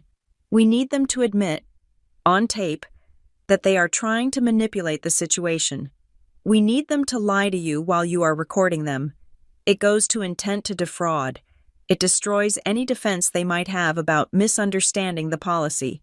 She reached into her briefcase and pulled out a small, flat device. It looked like a credit card. This is a high-fidelity digital recorder, Tessa said. It has a 12-hour battery life. You are going to tape this to the small of your back, under your clothes, in Colorado. As long as you are a participant in the conversation, you can record it without their knowledge. It is fully admissible. I took the device. It felt cold and heavy, like a weapon. What do I do? I asked. You play the role they wrote for you, Tessa instructed. You be quiet. You look tired. You let them talk. When they bring out the papers, you do not sign. You ask questions. You ask, why do you need this? You ask, why was the policy changed? You get them to lie on the record, and then, when they push you to sign, you say you need to think about it and you leave. And if they get aggressive, I asked, Jonah will be parked down the street, Tessa said. If you don't come out in 2 hours, or if you send the distress signal, he kicks the door down. I will be listening, Jonah said. We can set up a live feed, but the recording quality is better on the device. I will be 1 block away. You are not alone in there. I looked at the 3 of them. Hannah, my chosen family, Tessa, my sword, Jonah, my shield. I had lost everything in the fire, but I had gained an army. Okay, I said. I will do it. I spent the rest of Saturday preparing. It felt less like getting ready for a family lunch and more like preparing for a tactical insertion behind enemy lines. I chose my clothes carefully. I wore a soft, oversized sweater that made me look smaller, more vulnerable. It also concealed the recorder taped to my lower back. I wore no makeup, letting the dark circles under my eyes stand out. I wanted to look like the broken victim they expected. Hannah helped me tape the device. The adhesive was cold against my skin. Test 1, 2, I whispered. Loud and clear, Hannah said, checking the levels on the companion app before we disconnected the Bluetooth for safety. It is recording. Sunday morning arrived with a blinding, mocking sunshine. The sky was a brilliant blue, the kind that made the snow sparkle. It was a beautiful day for a betrayal. I drove my rental car to the suburbs. The familiar streets of my childhood rolled by. The park where I learned to ride a bike, the high school where I played cello, the ice cream shop where my mother used to take me when she wanted to apologize for something. It all looked like a set on a movie lot now. False, hollow. I pulled into the driveway of the 2-story colonial house. There were 3 other cars there. My Aunt Clara's minivan, my Uncle Dave's truck, and my parents' pristine sedan. The house looked perfect. The American flag fluttered on the porch. A wreath of dried winter flowers hung on the door. It was the picture of suburban stability. I turned off the engine. I sat there for a moment, gripping the steering wheel, My heart was thumping a frantic rhythm against my ribs. Thump, thump, thump, thump. I touched the small of my back. Verifying the recorder was there, I closed my eyes and visualized the evidence: the black duffel bag, the melted smart plug, the forged signature, the login logs. They were not my parents. They were targets. They were suspects. I was not their daughter. I was the informant. I took a deep breath, let it out slowly, and opened the car door. I walked up the driveway, my boots crunching on the snow. I didn't ring the doorbell. I still had my key. I unlocked the door and stepped into the warmth of the hallway. The smell hit me instantly: roast beef, yeast rolls, and my mother's gardenia perfume. It smelled like home. It smelled like a lie. Maddie!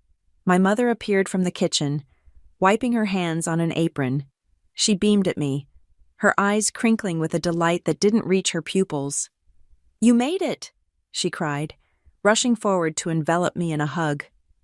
I went stiff in her arms. I felt her heartbeat against mine. It was steady, calm. She was hugging the daughter she had tried to incinerate, and her heart wasn't even racing. "Hi, Mom," I said, my voice quiet, just as we practiced. Come in, she said, ushering me into the living room. "Everyone is waiting. We are just so happy you are here." I walked into the room. My stepfather, Gordon, was sitting in his recliner. My Aunt Clara and Uncle Dave were on the sofa. They all stopped talking and looked at me. Their expressions were identical masks of performative pity. "Hey, kiddo," Gordon said, not getting up. "Rough week, huh?" "Yeah," I said, sitting on the edge of the ottoman, keeping my back straight so the tape wouldn't crinkle. "Rough week." "Well, you are safe here," Aunt Clara said, leaning forward to pat my knee. "That is what matters. You are with family." I looked around the circle of faces. I saw the papers sitting on the side table next to Gordon, a thick stack of legal documents, clipped together. The trap was set. The bait was the roast beef. The cage was the concern. I took a breath and mentally pressed the record button in my mind. "So," I said, looking at my mother, "what is the plan?" My mother smiled, and it was the sharpest thing in the room. "We just want to help you get back on your feet. Madeline," she said, reaching for the papers. "We have it all figured out. Let them talk," Tessa had said. "Let them dig their own grave." "Okay," I said softly. "I'm listening." The living room was warm, suffocatingly so. It smelled of roasting meat and furniture polish, a sensory combination that instantly transported me back to being 16 years old and in trouble for something I had not done. The house was perfect, too perfect. There were fresh flowers in a crystal vase on the mantelpiece. The American flag on the front porch had been unfurled to catch the slight breeze. Even the throw pillows on the sofa were dented just so, suggesting a casual comfort that did not exist in this home. It was a stage set, and we were the players. I sat on the ottoman, my hands folded in my lap, feeling the cold, hard square of the digital recorder pressed against the small of my back. It was the only thing anchoring me to reality. Around me, the audience had taken their seats. Aunt Clara sat on the edge of the sofa, clutching a tissue she did not yet need, her eyes wide with a practiced concern. Uncle Dave sat next to her, looking uncomfortable, staring at his boots, as if hoping they would sprout wings and carry him away. And then there were the directors. My mother, Lorraine, was pacing in front of the fireplace. She wore a soft cashmere sweater in a shade of pale blue that made her look maternal and harmless. Gordon, my stepfather, sat in his leather recliner, the throne from which he had issued judgments for 20 years. He was not looking at me. He was looking at a thick manila envelope on the side table. "I am glad we are all here," Lorraine began. Her voice was trembling slightly, a perfect vibrato of suppressed emotion. She looked at Aunt Clara, then at Uncle Dave, cementing her alliance before she even looked at me. "We have been so worried about Madeline. The last few days have been well. They have been a nightmare for all of us." I said nothing.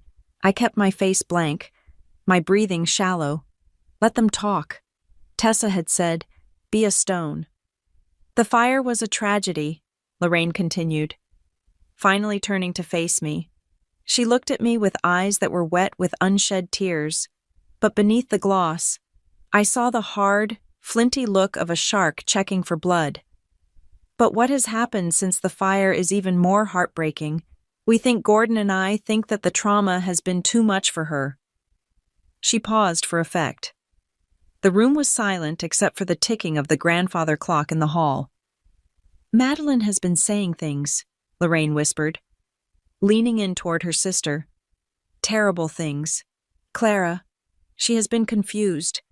She called me the other day talking about investigators who do not exist. She thinks people are following her. She thinks, oh, it hurts to even say it." "Say it, Lorraine," Gordon said, his voice deep and grave. "The family needs to know." Lorraine took a deep breath, clutching her hands to her chest. "She thinks we had something to do with the fire. She thinks her own parents would hurt her." Aunt Clara gasped. She looked at me, her eyes filling with horror. "Maddie, is that true? Did you say that?" I looked at Aunt Clara. I wanted to scream. I wanted to tell her about the duffel bag and the smart plug and the 2 hours and 40 minutes. But I couldn't. Not yet.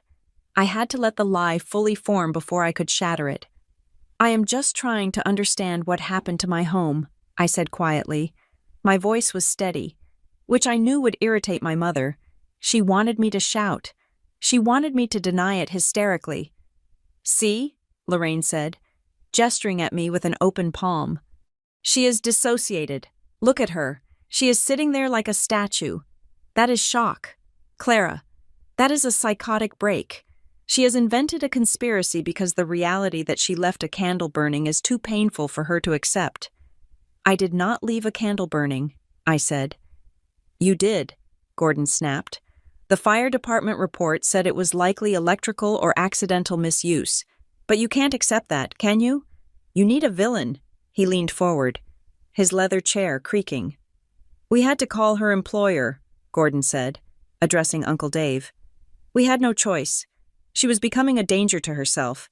We didn't want her to have a breakdown in the middle of a client meeting. They agreed she needs immediate psychiatric leave." "You lost your job?" Uncle Dave asked, finally looking at me. "I am on administrative leave," I corrected. "Because of her mental state," Lorraine added quickly. "And that is why we are here. Madeline, we cannot let you destroy your life. We cannot let you wander around the city, homeless and paranoid, making accusations that could get you sued for slander. We are your parents. We have to step in." She walked over to the side table and picked up the envelope. She held it like it was a holy text.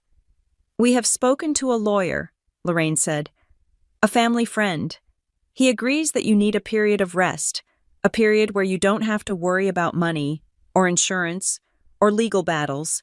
She pulled out a stack of papers. They were clipped together with a heavy black binder clip. "What is that?" I asked. "This is a solution," Lorraine said, placing the stack on the coffee table in front of me. She pushed it forward with a manicured finger. I looked down at the top page. The text was dense, but the title was clear: Durable Power of Attorney for Financial Management. And underneath it, another document: Voluntary Leave of Absence and Resignation, and a third, Authorization for Inpatient Psychiatric Evaluation. My blood ran cold. They didn't just want the money, they wanted to erase me. They wanted to sign me into a facility, take control of my finances, and force me to resign from Glassline so I would have no resources to fight back. It was a total liquidation of my personhood. "We want you to sign these," Lorraine said, her voice dropping to a soothing coo. "Just for now, just until you are better. Gordon and I will handle the insurance claim. We will deal with the investigators. We will handle your bills. You just go to the facility in Boulder. It is a spa, really, very nice, and you rest. It is for your own good." "Maddie," Aunt Clara said, sniffling, "your mother is taking on such a burden for you." "A burden," I repeated.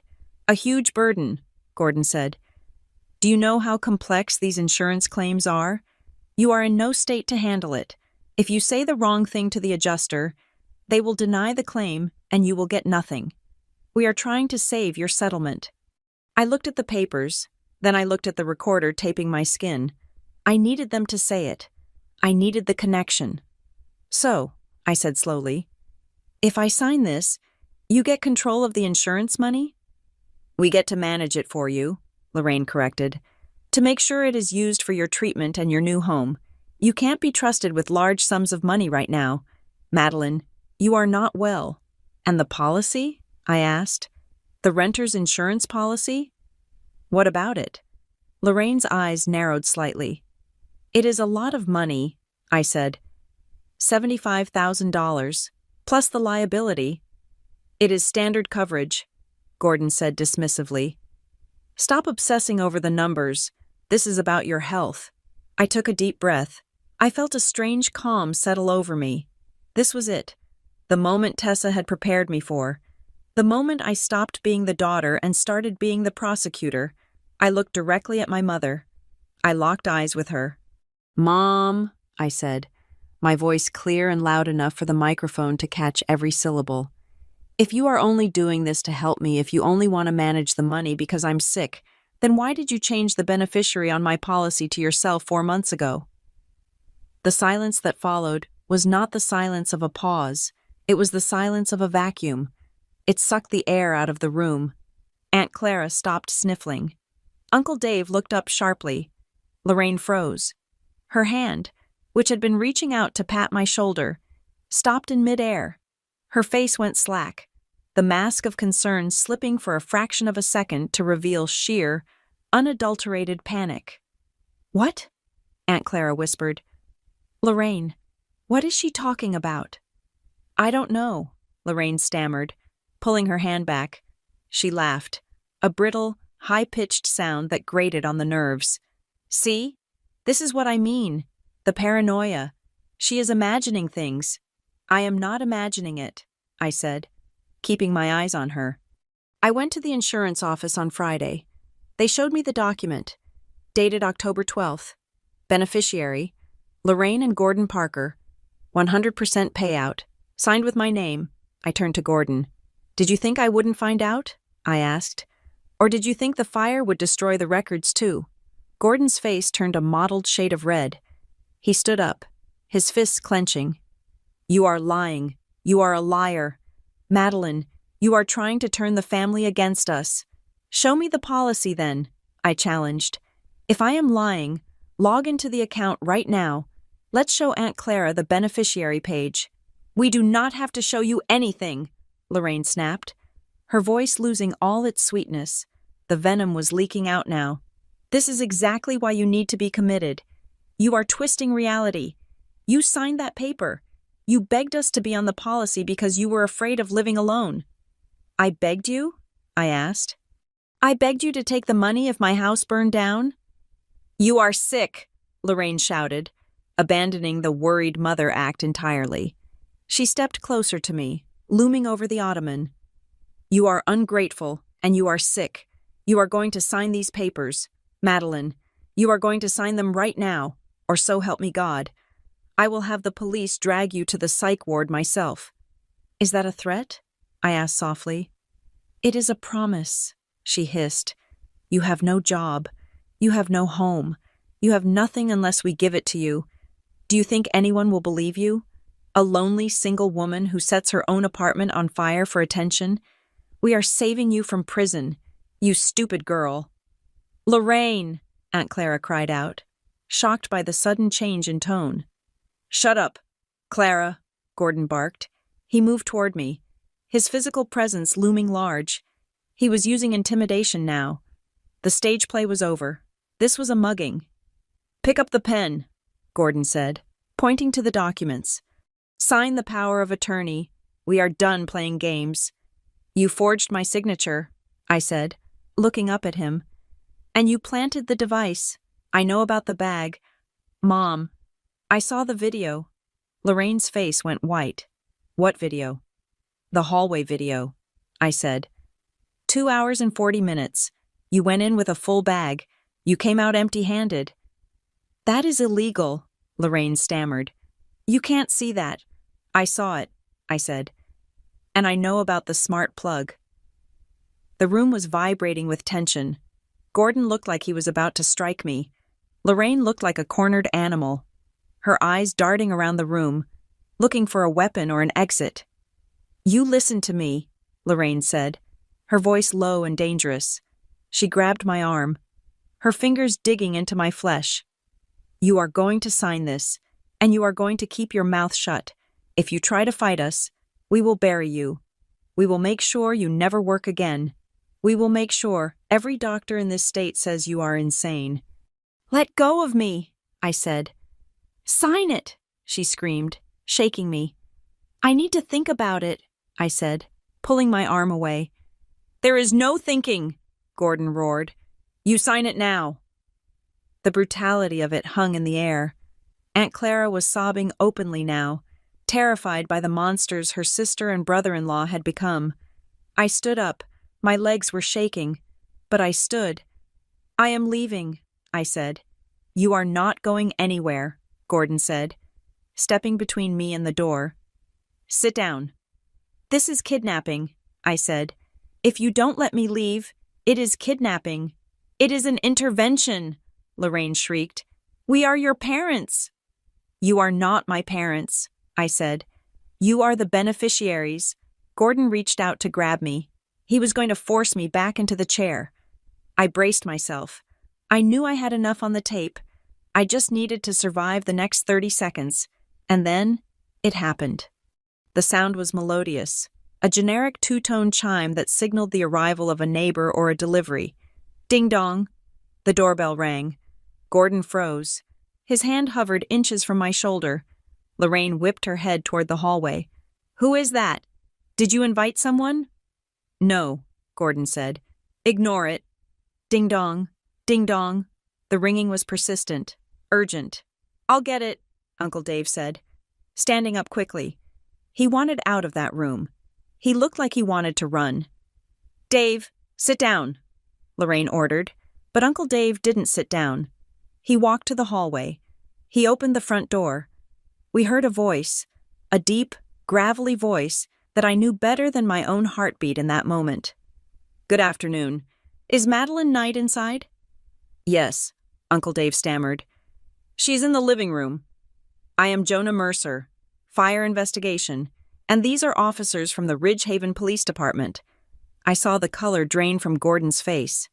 He looked at me, and for the first time, he didn't see a victim. He saw the trap.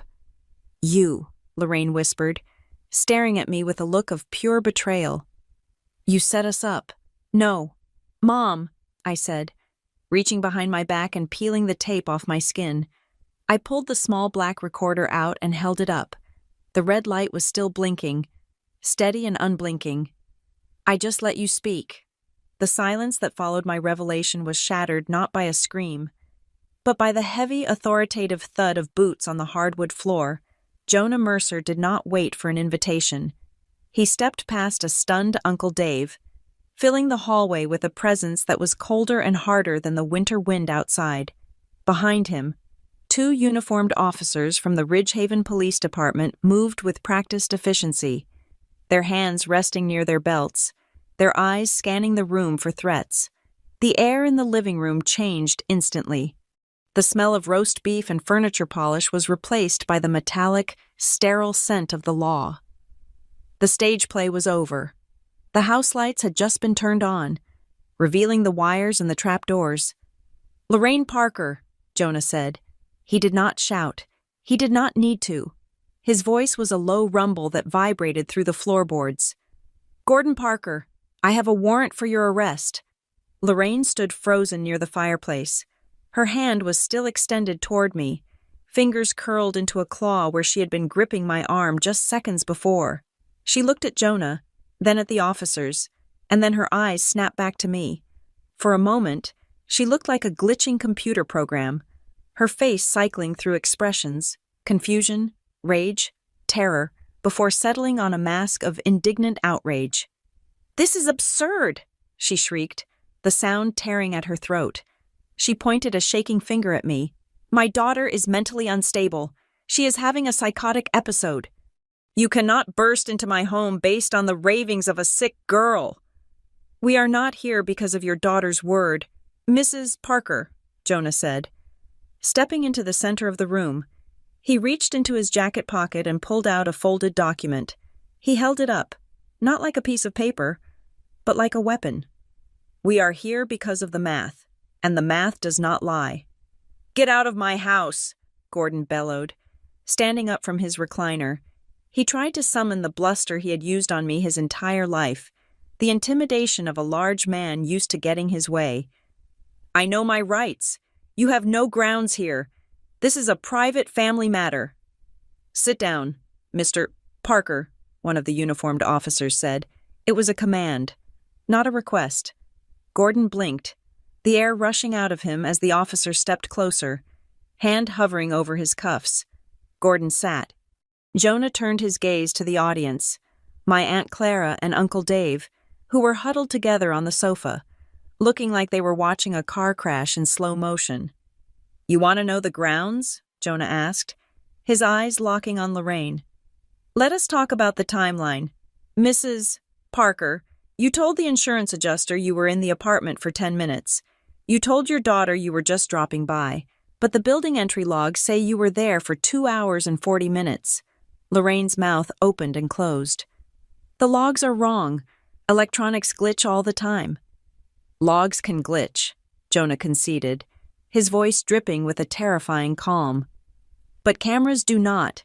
We have high-definition video of you entering the building at 11:15 with a large black duffel bag on your shoulder, heavy, full.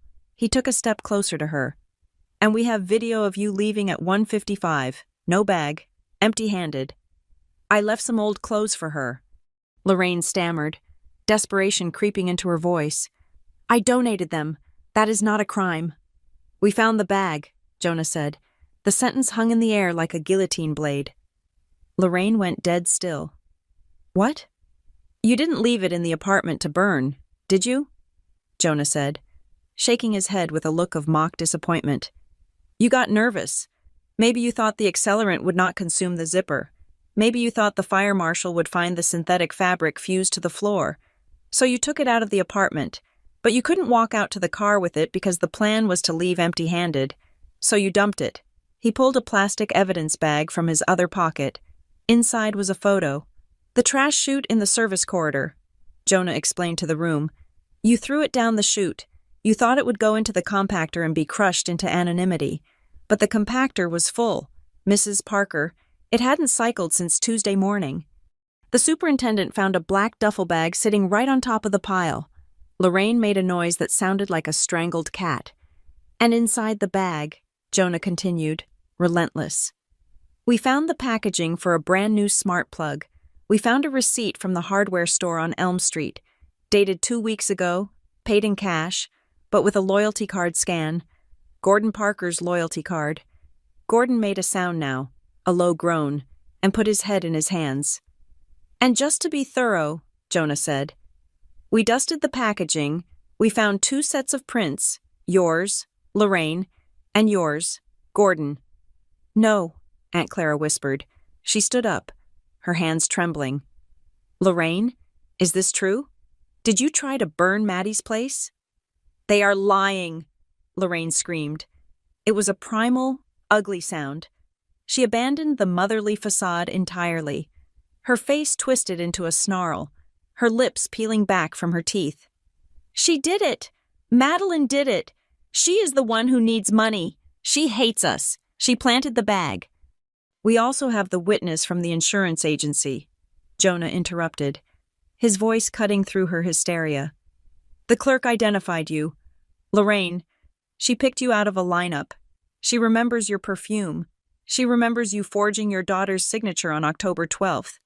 I was helping her, Lorraine shouted, flailing her arms. She is incompetent. She can't manage her own life. I had to secure the assets. Secure the assets, I repeated quietly. The words felt heavy on my tongue. Is that what I am to you? Mom? An asset? You are ungrateful, she spat at me, lunging forward. An officer caught her by the arm, restraining her. We fed you. We clothed you. And this is how you repay us? By bringing the police into our home? You selfish little— That is enough, the officer said, snapping the handcuffs onto her wrists. The click of the metal was the loudest sound in the world. Lorraine struggled, kicking out. Gordon, do something. Tell them. Gordon looked up. His face was the color of old ash. His phone had been vibrating on the side table for the last minute. Buzzing, buzzing, buzzing. My phone, Gordon said weakly. It is the station. They called me. You are under arrest for conspiracy to commit arson, insurance fraud, and identity theft, the second officer said, pulling Gordon out of the chair. Gordon didn't fight. He didn't scream. He crumbled. He looked at me, his eyes wet and terrified. I didn't think you would be there, Gordon blurted out. The room went silent. Even Lorraine stopped struggling to stare at him. What? I whispered. The timer, Gordon stammered, the words spilling out of him like vomit. The timer was set for 4 a.m. I told her you usually stay at that boyfriend's place on Tuesdays. I thought the apartment would be empty. I swear. Maddie, I didn't want to hurt you. I just have so much debt. The gambling I owe people. Shut up. Gordon, Lorraine shrieked. Shut up, you idiot. Ooh. I didn't think the fire would spread so fast, Gordon cried, tears streaming down his face as the officer cuffed him. It was just supposed to be the living room, just enough to claim the contents. I didn't know the whole building would go. You risked my life for debt? I asked. I felt a strange detachment, as if I were watching this from a great distance. You set a fire while I was sleeping because you needed to pay off a bookie? We would have shared it with you, Gordon sobbed. We were going to give you some to help you move. Oh my God, Uncle Dave said. He looked like he was going to be sick. He turned to Lorraine, who was now panting, her hair disheveled, her eyes wild. Lorraine, you are a monster. I am a mother, Lorraine yelled, fighting against the officer's grip. I did what I had to do. Madeline is useless. She never helps us. She sits in that city with her fancy job and lets us drown. It was my money. I raised her. It was my return on investment. Return on investment. That was it. The core of it. I wasn't a person. I was a stock that hadn't paid dividends. So they decided to liquidate. Take them out, Jonah ordered. The officers marched them toward the door. Lorraine was still screaming, hurling insults, blaming me, blaming Gordon, blaming the world. Gordon was weeping, a pathetic, broken man who had traded his stepdaughter's safety for a chance to clear a ledger. I watched them go. I saw the neighbors gathered on the sidewalk, their phones out, filming the spectacle. I saw the flashing lights of the cruisers reflecting off the pristine white snow. When the door closed, the silence that rushed back into the house was ringing. Aunt Clara collapsed onto the sofa, burying her face in her hands. Uncle Dave stood by the window, staring out, his back rigid. I stood in the middle of the living room. I looked at the power of attorney documents on the table. Voluntary leave of absence, inpatient psychiatric evaluation. They had been 5 minutes away from winning. If I had been the daughter they thought I was, the scared, obedient girl, I would have signed. I would be in a facility right now, medicated and silent, while they spent the insurance money on Gordon's debts and Lorraine's delusions. I reached behind my back and unclipped the recorder. I placed it on top of the legal papers. It was a paperweight of truth. Maddie, Aunt Clara sobbed, looking up at me. Her face was streaked with mascara. We didn't know. Please, you have to believe us. We thought she told us you were sick. I know. Aunt Clara, I said. My voice sounded tired. I didn't feel anger toward her. She was just another prop in Lorraine's play. It is okay. It is not okay, Uncle Dave said. Turning around, his voice was thick with anger. It is unforgivable. I am going to call the rest of the family. Everyone needs to know what they did. Do what you have to do, I said. I walked toward the door. I needed air. I needed to get the smell of roast beef and gardenia out of my nose. Jonah was waiting for me on the porch. He was leaning against the railing, watching the patrol cars pull away. He looked at me, his expression unreadable. You did good, he said. I don't feel good, I admitted. I feel hollow. That is normal, Jonah said. Adrenaline leaves a hole when it goes. But you survived. Madeline, you walked into the fire twice. And you walked out both times. He reached into his pocket and pulled out another folded piece of paper. There is one more thing, he said. The judge signed 2 warrants this morning, one for the arrest and one for a search. He gestured to the house behind me. Now that they are in custody, my team is going to turn this place inside out. We are looking for financial records, the computer they used to hack your account, and any other evidence of the fraud. You will find plenty, I said. We might find something else, too, Jonah said softly. I looked at him. What do you mean? The duffel bag, Jonah said. The one in the video. It was full when she went in. It was empty when she came out. But Lorraine didn't leave empty-handed because she dumped the bag. She left empty-handed because she wanted to look innocent. He paused, choosing his words carefully. But think about the timeline. Madeline, she was in your apartment for nearly 3 hours, alone. She knew she was going to burn it down. She knew everything in that room was going to be ash. Yes, I said. Total loss. Criminals like Lorraine, they are greedy, Jonah said. They don't like to waste things. If she saw something valuable, something she could sell, or something she just wanted, she wouldn't leave it to burn. He pointed to the detached garage at the end of the driveway. The officers did a quick sweep of the garage before they came in, just to secure the perimeter. They saw a stack of plastic bins in the corner, freshly taped. I felt a spark of something in my chest. It wasn't hope, exactly. It was curiosity. You think she stole from me? I asked. I think she looted the site before she torched it, Jonah corrected. I think she took the things she thought were too good for the fire. The jewelry, the electronics, maybe even the photos. My hand flew to my mouth. The photos, the box of pictures of my grandmother, the only thing I had truly grieved. She kept them? I whispered. Why? Trophies, Jonah said darkly. Or maybe leverage, or maybe just because she couldn't bear to destroy something she could own. We are going to open those bins, Madeline, and if your things are in there, we are going to give them back to you. I looked at the garage. It was a mundane, white-painted building. But suddenly, it looked like a treasure chest. My mother had tried to take everything. She had tried to take my home, my reputation, my sanity, and my freedom. She had burned my world to the ground to cover her tracks. But her greed had been her undoing. In her arrogance, she had saved the evidence of her own theft. She had preserved the very things she used to hurt me. I looked at Jonah. For the first time in a week, I smiled. It wasn't a happy smile. It was the smile of someone who realizes the war is over, and the enemy has accidentally left the keys to the prisoner's cell on the table.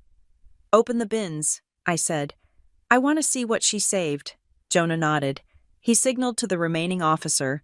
I stood on the porch and watched them walk toward the garage. The wind was still cold, but the sun was breaking through the clouds.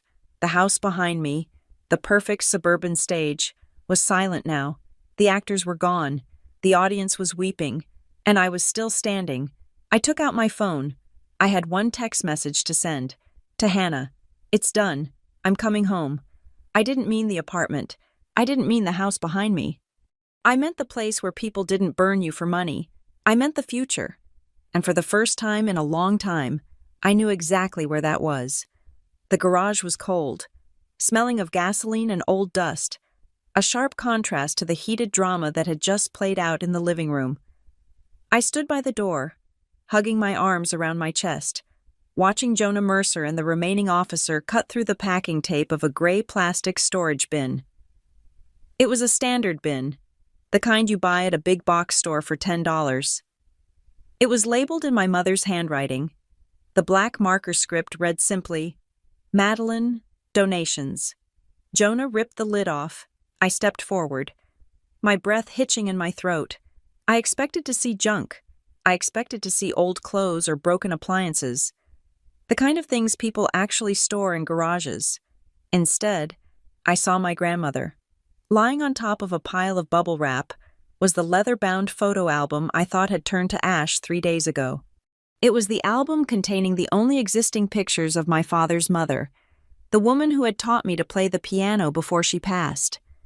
Beside it was my jewelry box, the wooden one with the pearl inlay, and underneath that, wrapped carefully in tissue paper, was the hard drive I used for my personal backups. I reached out, my hand trembling, and touched the leather cover of the album. It was cool to the touch. It was real. "She stole them," I whispered. The realization made me feel physically ill, a nausea that rolled through my stomach like a wave. She didn't just burn the apartment. She went shopping in it first. Jonah picked up the hard drive, turning it over in his gloved hands. "This explains the timeline," he said, his voice grim. 2 hours and 40 minutes. I couldn't figure out why she stayed so long just to plant a timer. But this takes time. She had to sort through your things. She had to decide what was worth saving and what was trash. "Why?" I asked, looking up at him. "Why save the photos?" She hated my grandmother. She called her a meddling old woman. "Control," a voice said from the driveway. I turned to see Tessa Wainwright walking up the path. She had arrived just as the police were taking my parents away, and she had stayed back to talk to the officers. Now, she stood looking at the bin with a look of disgusted understanding. "It is the ultimate insurance policy, Madeline," Tessa said, stepping into the garage. "Think about it. If you ever got suspicious, or if you ever complained too loudly about losing everything, she would produce this bin. She would say, 'Look, sweetie, I found these safe and sound. You were so hysterical you must have misplaced them.' She would play the hero. She would give you back your own memories and expect you to be grateful. And," Jonah added, "it minimizes the claim if she needs it to. If the insurance company started asking questions about the value of the contents, she could miraculously find the high-value items to lower the heat. She was hedging her bets." I looked at the bin. It wasn't a collection of saved items. It was a collection of leverage.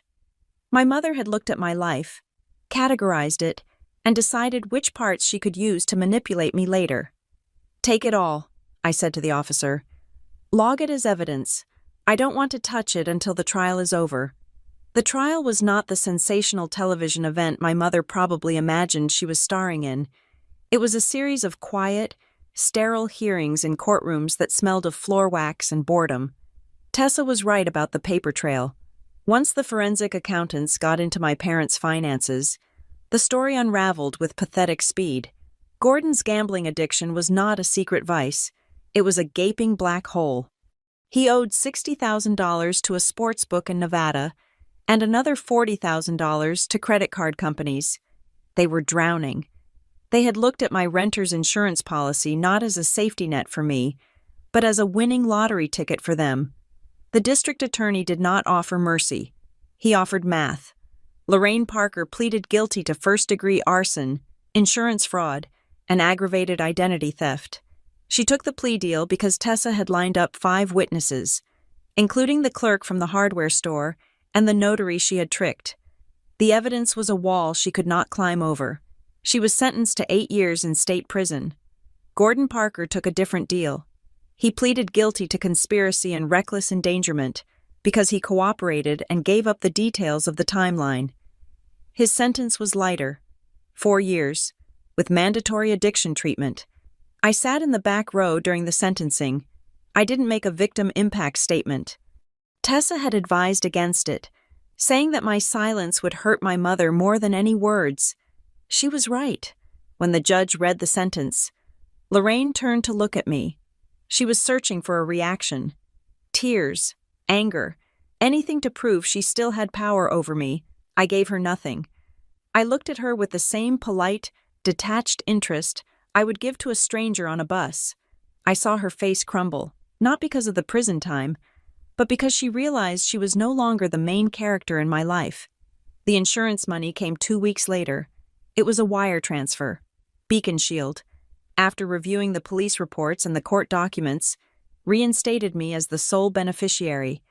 They paid out the full policy limit for the structure liability and the contents. After Tessa's legal fees, which were substantial but worth every penny, I had enough money to start over. I didn't buy a house. I didn't want to be tied down yet. I rented a new apartment in a high-rise building on the other side of the city. It was on the 12th floor, with floor-to-ceiling windows and a 24-hour concierge. But the first thing I bought wasn't furniture. It was a lock. I hired a private security firm to install a reinforced deadbolt and a camera system that I controlled. No guest codes, no spare keys for family. The only person who had access to my sanctuary was me. Work was the final hurdle. I walked into Glassline Risk Solutions on a Tuesday morning. Exactly 1 month after the fire, the office was buzzing with the usual noise of ringing phones and typing when I stepped off the elevator. The conversation stopped. Karen from HR met me at the door. She looked flushed and embarrassed. "Madeline," she said, wringing her hands. "We are so glad to have you back. I wanted to formally apologize for the misunderstanding regarding the anonymous tip." "It wasn't a misunderstanding. Karen," I said, my voice cool.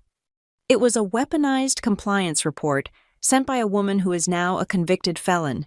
You allowed an external party to manipulate company policy to discredit an employee." Karen flinched. "We were following protocol for risk assessment." "I know," I said. "I write the protocols, and that is why I know exactly where the system failed. I will be returning to my desk, but I have a condition." "Anything," Karen said. "My personal file is locked," I said. "No information about my address, my emergency contacts, or my health status is to be released to anyone without my written consent. If a family member calls, they are to be told I do not work here. If an inquiry comes in, it goes to legal. Am I clear?" "Crystal clear," Karen said. I walked to my desk. My colleagues looked at me with a mixture of awe and fear. I didn't mind. I sat down, opened my laptop, and started working on the Ohio construction model. I was good at assessing risk. But now, I knew that the biggest risks didn't come from failing cranes or flooding rivers. They came from the people who said they loved you. That weekend, Hannah came over to help me unpack. We ordered pizza and sat on the floor of my new living room, surrounded by boxes. "You know," Hannah said, taking a bite of pepperoni, "Aunt Clara called me." "Did she?" I asked, not looking up from the book I was shelving. "She wants to send you a housewarming gift. She says she's really sorry she didn't believe you." "Tell her to donate it to a burn unit," I said. "That is cold," Hannah said, but she was smiling. "It is clear," I corrected. I got a permanent restraining order against Gordon and Lorraine, but I also drew a line with the rest of them. Anyone who sat in that living room and watched me get ambushed is on the other side of the line. I don't need their guilt gifts. I need their absence. "Fair enough," Hannah said. She raised her soda can. "To boundaries." To walls," I said, clinking my can against hers. High ones. The next morning, I went to the mailbox in the lobby. There was a single white envelope. It had a correctional facility return address stamped in red ink. My heart did a familiar stutter step, but it settled quickly. I took the envelope upstairs. I sat by the window, looking out at the city skyline, and sliced it open. The letter was written on lined yellow paper. My mother's handwriting was as loopy and elegant as ever, untouched by the gray reality of her cell. "My dearest Madeline, I hope you are happy. I sit here every day thinking about you.